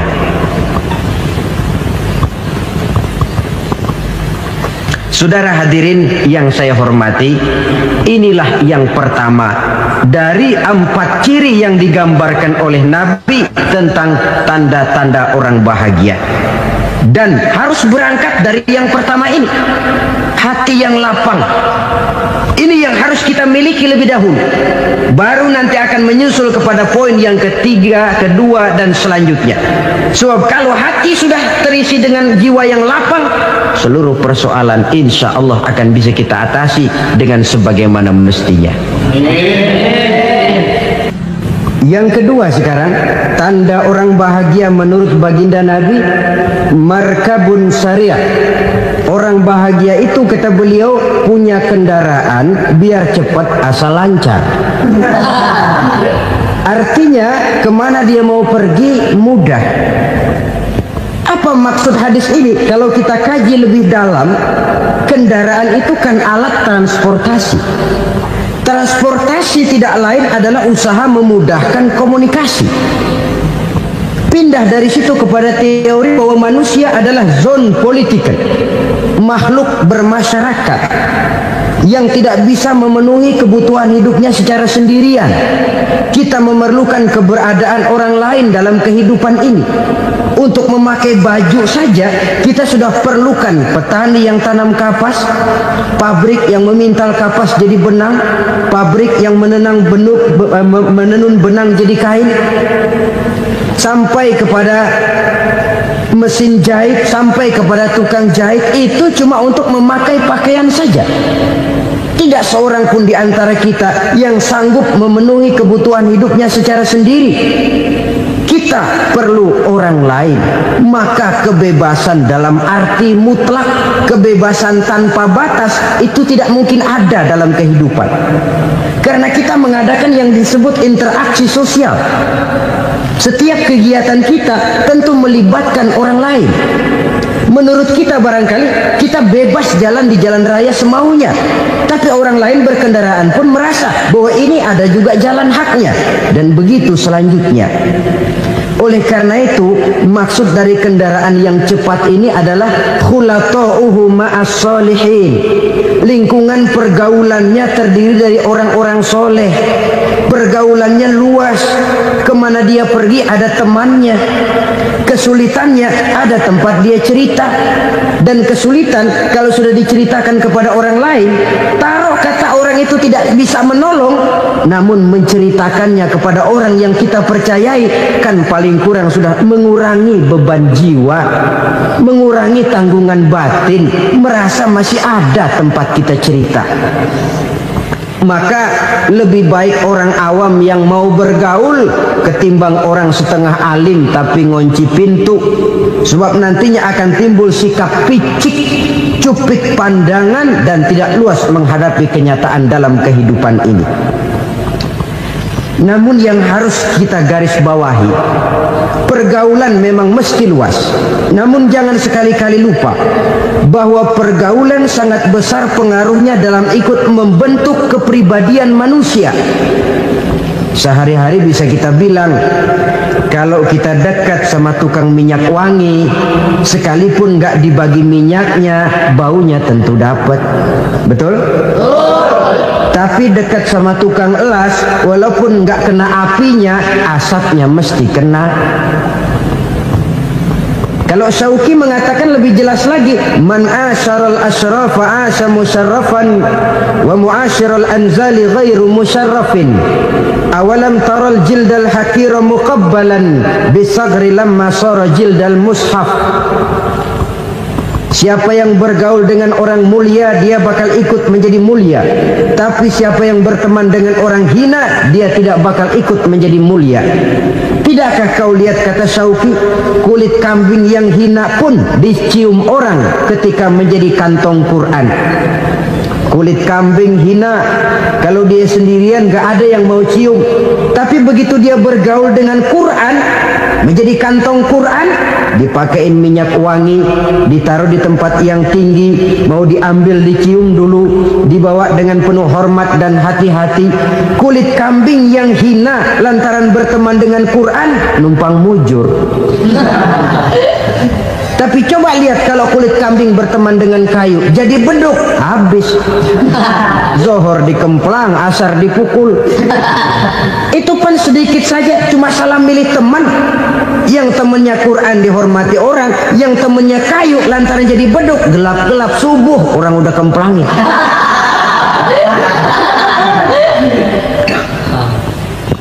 Maka terutama kepada adik-adik remaja yang masih mencari identitas diri, yang ibarat kaset masih kaset kosong, mudah diisi oleh apapun, pandai-pandailah memilih teman dalam bergaul. Karena banyak orang yang tadinya baik-baik, ketika terseret dalam pergaulan dengan orang yang tidak baik, kebaikannya menjadi lentur dan luntur. Tapi berapa banyak bajingan-bajingan tengik, orang-orang yang berlumur noda dan dosa, tiap hari melakukan maksiat, namun bergaul dengan orang yang baik-baik, pada akhirnya sedikit demi sedikit beringsut dan berangsur dia terbiasa mengikuti kebaikan-kebaikan. Saya tekankan ini kepada remaja karena mereka masih mencari identitas diri. Apa yang mereka lihat mereka mau, apa yang mereka dengar mereka ingin tahu. Coba lihat kehidupan remaja. Pulang nonton film Rambo, pengen jadi Rambo, gagah, maunya belekai melulu. Pulang nonton film Superman, pengen bisa terbang. Pulang nonton India, nyanyi melulu. Wajar, mereka masih mencari identitas diri. Saya ini sebenarnya siapa? Lingkungan, pergaulan akan membentuk itu. Karena itu pandai-pandailah bergaul, karena ia sangat besar pengaruhnya dalam ikut membentuk kepribadian manusia. Apalagi sifat yang jelek lebih cepat menularnya ketimbang sifat yang baik. Sifat yang baik, watak yang soleh itu lambat sekali untuk menular. Tapi yang tidak baik, kan prosesnya mah kalau remaja biasanya mula-mula dengar. Karena dengar lalu pengen tahu. Karena pengen tahu lalu ngeliatin. Begitu ngeliatin kan pengen nyobain. Setelah nyobain ketagihan. Nah, ini prosesnya. Yang namanya ganja, morfin, narkotik awalnya kan begitu.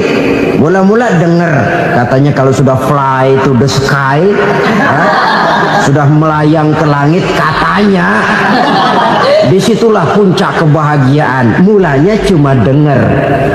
Karena dengar pengen tahu. Karena pengen tahu lalu ngeliat, kumpul sama orang yang suka ngeganja. Setelah ngeliat, nah pengen ngerasain. Begitu ngerasain enak juga, ketagihan. Kalau sudah ketagihan jadi penyakit kronis, bisa merembet kepada yang lain. Iya, kalau orang tuanya mampu untuk beli morfin, beli ganja. Kalau tidak kan pikirannya ngayap, jemuran siapa ya gue sambet. Timbullah perbuatan-perbuatan negatif yang bermula dari salah pergaulan. Apalagi buat adik-adik remaja yang tinggal di kota-kota besar, yang pengaruh budaya, pengaruh kesenian, pengaruh struktur kehidupan yang nampak makin individualistis, di mana persaingan tajam, tensi ekonomi tinggi, orang mudah mengalami stres. Pandai-pandailah dalam bergaul, sekali lagi, karena ia sangat besar pengaruhnya dalam ikut membentuk kepribadian manusia. Orang bahagia punya kendaraan yang cepat, artinya punya pergaulan yang luas, dan lingkungan pergaulannya terdiri dari orang-orang yang soleh. Kemana dia pergi ada teman, kesulitannya ada tempat dia cerita. Tapi kalau sudah menyendiri, hidup sendiri, kesulitan dipikiri sendiri, bisa mati belum waktunya. Tidak ada tempat berbagi rasa, tidak ada tempat bercerita, tidak ada tempat mengurangi beban dalam kehidupan. Pantas betul kalau Islam sangat menggalakkan dan menganjurkan orang kalau sudah sampai waktunya itu untuk melangsungkan nikah. Kata Nabi, ya ma'syaras syabab man istata'a minkumul ba'at falyatazawwaj. Hai para pemuda, kalau sudah mampu memberi nafkah, kawinlah, nikahlah kamu. Kenapa? Sudah ada teman hidup, tempat berbagi rasa. Kesulitan kalau ada tempat cerita akan lebih ringan ketimbang kita telan sendiri, walaupun bobot kesulitannya sama beratnya. Saudara-saudara kaum muslimin rahimakumullah, inilah ciri yang kedua, punya kendaraan biar cepat asal lancar. Kemana kita mau pergi gampang. Dengan kata lain, setelah hati yang luas, pergaulan yang luas. Dua. Yang ketiga sekarang, tanda orang bahagia itu menurut Nabi, misbahun mudhi'un, punya lampu yang terang. Oh, itu enggak problem. Sekarang sudah zamannya listrik masuk desa, Pak. Lampu sudah terang semua. Betul, kalau itu yang dimaksud. Tapi tidak cuma itu. Karena lampu yang dimaksud di sini, lampu yang akan menerangi seluruh perjalanan hidup. Dan perjalanan hidup itu sudah dimulai sejak kita terlahir ke alam ini sampai masuk ke alam barzah, kumpul di padang mahsyar sampai ke akhirat. Lampu yang menerangi itu yang diperlukan. Kalau lampu, katakanlah yang paling top sekarang kan lampu jenis Mercury. Taruhlah itu di rumah kita, dia cuma menerangi rumah kita, menerangi hati pun tidak sanggup. Bila kita masuk ke alam barzah, alam kubur, sanggupkah si Mercury yang begitu terang menerangi alam barzah kita? Tidak sanggup lagi. Sanggupkah lampu yang ratusan watt, bahkan puluhan ribu watt menerangi kehidupan di padang mahsyar? Tidak akan sanggup lagi. Kalau demikian, yang dimaksud lampu yang terang di sini apa? Tidak lain amal soleh, kebajikan yang kita lakukan dalam hidup. Itu yang akan jadi lampu penerang. Di dunia nama kita akan terang, jasad kita boleh hancur terkubur tanah, tapi nama kita akan dikenang orang. Begitulah kalau orang meninggalkan kebajikan dalam hidup seperti sekarang. Ribuan orang tiap saat berziarah ke kubur Imam Syafi'i, ke kubur Imam Malik, ke kubur Imam Ghazali, ke kubur orang yang baik-baik, orang yang soleh-soleh. Kebajikannya yang ditinggalkan, yang mengukir namanya dengan tinta emas, sehingga saudara sudah terbaring di alam kubur. Orang lewat, Allah, ini kuburannya Fulan bin Fulan, dulu ini kebaikannya Masya Allah, saya ikut merasakan. Mari kita mampir sebentar, kita Fatihah, mohon disampaikan Allah pahalanya kepada almarhum. Al-Fatihah. Itu kalau orang baik-baik. Lalu saudara tanya, Pak, orang mati dikirimin Fatihah apa nyampe pahalanya? Saya jawab, kalau saudara nggak percaya, mati dulu dah. Nanti saya Fatihain, tungguin di sana. Umpama nggak sampai, balik lagi kemari. Sekarang ini kan maunya otak-otakan saja. Kalau nggak masuk otak, nggak percaya. Padahal alam gaib itu nggak bisa diotak-otakin. Sama saja dengan saudara pernah dengar cerita kapal tanpa emas tenggelam, tak? Pernah nggak? Di mana? Ya, di laut Masalembo. Begitu ke Tampo Mas tenggelam, ratusan penumpang itu terjun ke laut, dipermainkan gelombang, berjuang menghadapi maut itu. Orang lagi timbul tenggelam di lautan, dihantam ombak, kita tengokin pakai helikopter. Pak, lagi timbul tenggelam ya?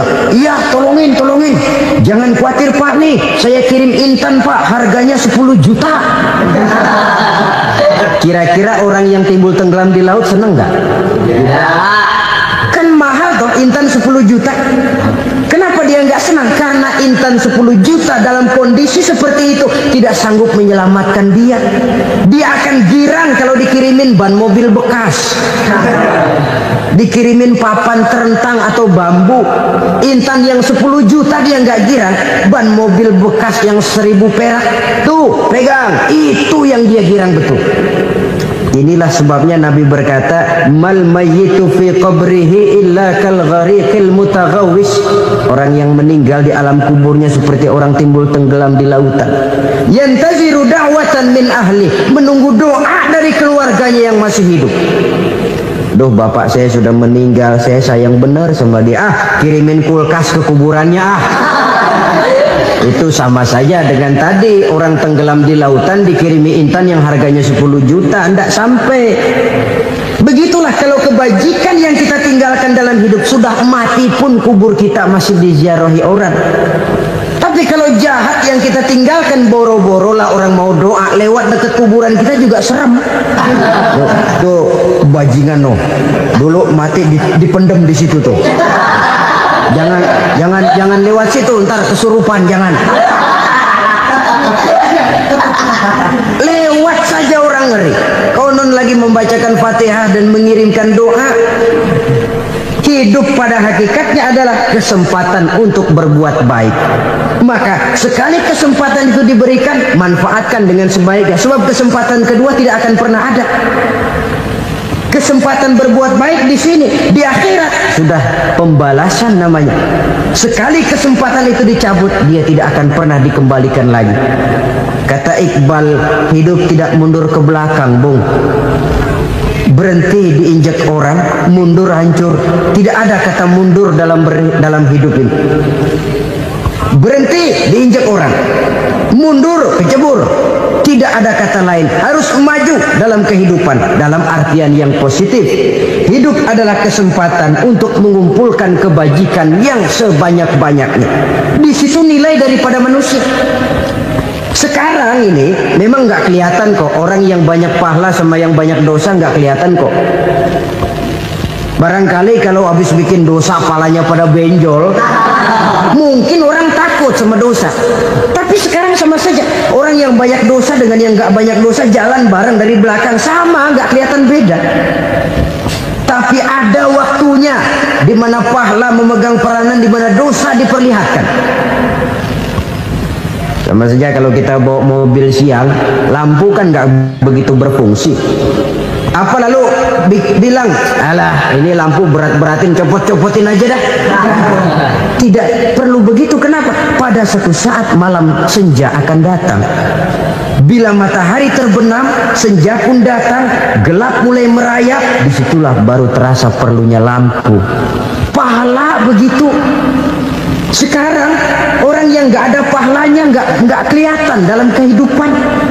Tapi pada suatu saat senja kehidupan akan datang. Ajal merenggut nyawa, malam merayap, dan hidup mulai diliputi kegelapan di alam barzakh. Dikala itu kalau nggak punya lampu, alangkah malangnya kita. Sebab amal yang baik, kata Nabi, di alam barzakh itu akan diciptakan menjadi perempuan yang cantik menemani kita. Amal yang jahat akan menjadi orang yang paling jelek nemenin kita. Udah di tempat gelap yang nemenin jelek.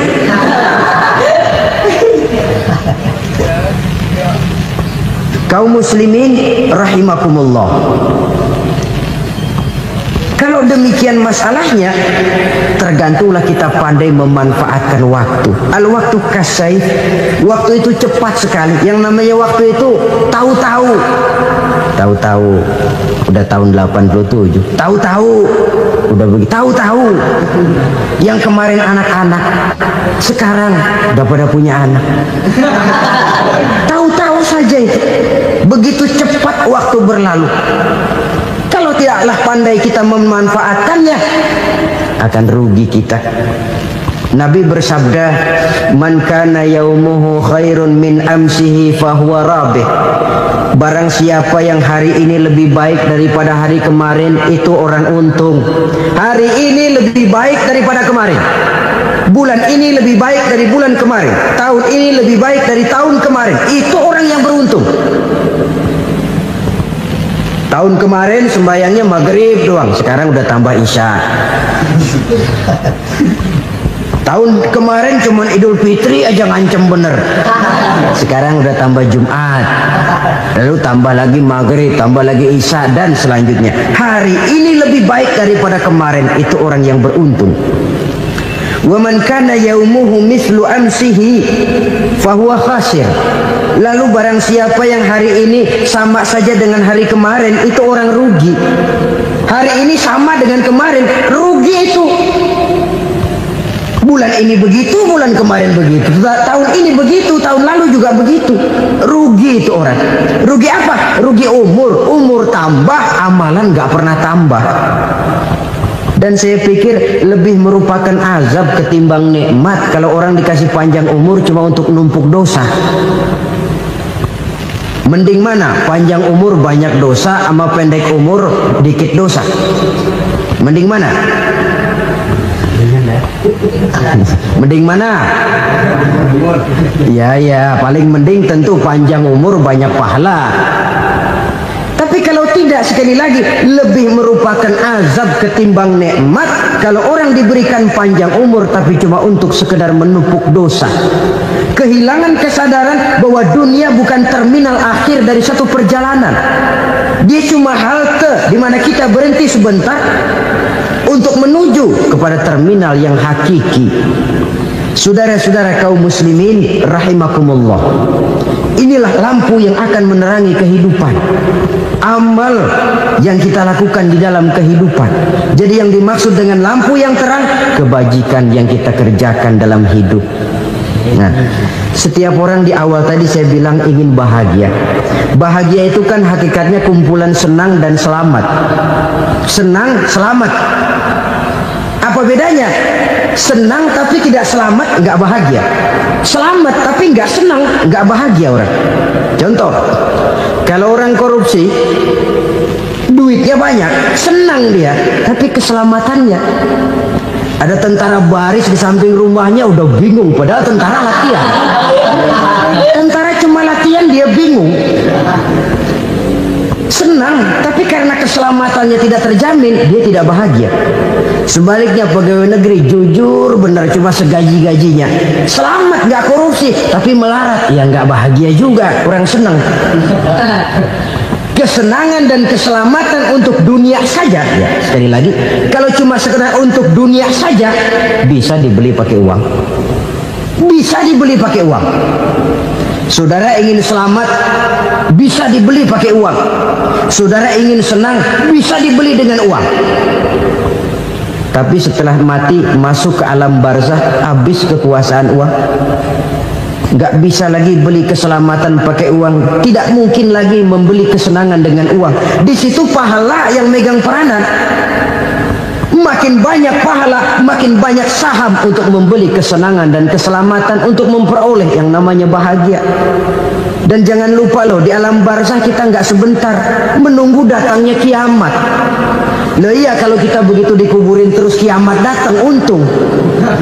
Tapi kalau masih harus 1000, 2000, puluhan ribu tahun yang akan datang, dalam satu penantian yang begitu lama, tanpa saham untuk memperoleh kebahagiaan, satu kemalangan yang tidak ada pernah putus-putusnya. Janganlah tergelincir oleh kebahagiaan sebentar yang menipu dengan mengorbankan kebahagiaan hakiki yang berjangka panjang. Apa artinya senyum sejenak kalau harus ditebus dengan tangis seumur hidup? Biarlah kita minum jamu, pahit memang, getir memang, tapi kan besok badan sehat. Daripada sekarang minum sirup, manis memang, enak memang, tapi bibir pada jontor besoknya.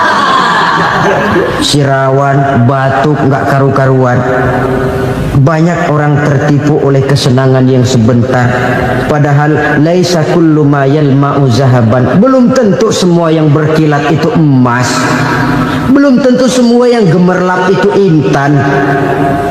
Karena itu, marilah manfaatkan kesempatan yang diberikan Allah ini untuk mengumpulkan kebajikan yang sebanyak-banyaknya. Yang terakhir sekarang, yang keempat, tanda orang bahagia kata Nabi. Zaujatun salihah. Orang bahagia itu tanda yang keempat kata Nabi, punya istri biar cakep asal taat. Udah surga itu gitu. Cakep taat. Istri kayak gitu, kalau belum mati jangan dikuburin dulu. Sudah cakep taat lagi. Tapi kadang-kadang enggak, udah jelek ngadat melulu. Apa yang mau dipilih? Sebab itu Quran mengatakan istri pakaian untuk suami, suami pakaian untuk istri. Kenapa suami istri diibaratkan pakaian? Alangkah tingginya gaya bahasa Quran ini. Suami istri teman hidup, hidup perjalanan panjang. Sejak kita dalam rahim sudah ada hidup kan di sini. Sampai ke alam dunia, masuk ke alam barzah, kumpul di padang mahsyar, sampai menuju akhirat, itu perjalanan hidup. Carilah istri atau suami teman hidup yang membawa manfaat tidak hanya kehidupan di dunia ini, sampai di alam barzah, sampai di padang mahsyar. Suaminya mungkin meninggal lebih dulu, atau istrinya mungkin meninggal lebih dulu, tapi suami atau istri yang masih hidup berbuat kebajikan. Suami saya meninggal, ada hartanya, saya sedekahkan, niat pahala untuk almarhum suami saya. Ini teman hidup. Tidak dibatasi dan tidak bisa dipisahkan oleh maut sekalipun.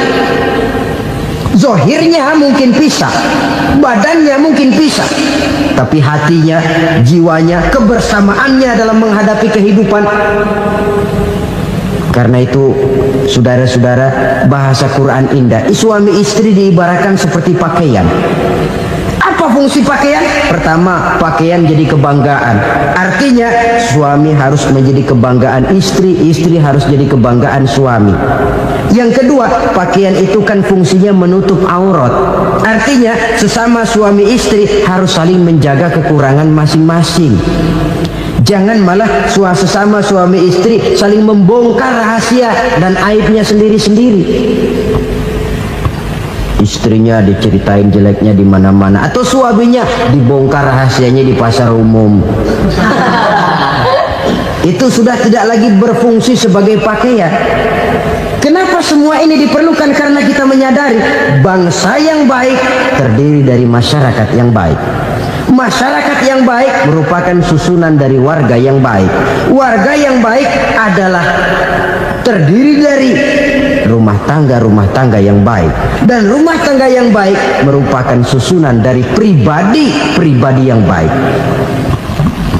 Dari situ langkah dimulai. Membangun satu bangsa yang baik diawali dengan membangun rumah tangga yang baik, dengan menciptakan pribadi yang baik. Sehingga dari sini diharapkan berkembanglah nilai-nilai kebaikan. Orang akan bahagia mempunyai istri yang soleh. Kenapa? Tidak ada seorang suami bisa sukses jadi apapun dia, apapun profesinya, dokterkah, kiaikah, mubaligkah, petanikah, pengusahakah, pejabat tinggikah. Tidak ada seorang suami yang bisa sukses tanpa peran serta istrinya. Walaupun memang peranan itu tidak begitu kelihatan, tapi sangat menentukan. Karena itu, saudara hadirin yang saya hormati, Islam sangat menghargai kaum wanita, memberikan kedudukan yang tinggi sepanjang tidak mematikan kodrat kewanitaannya.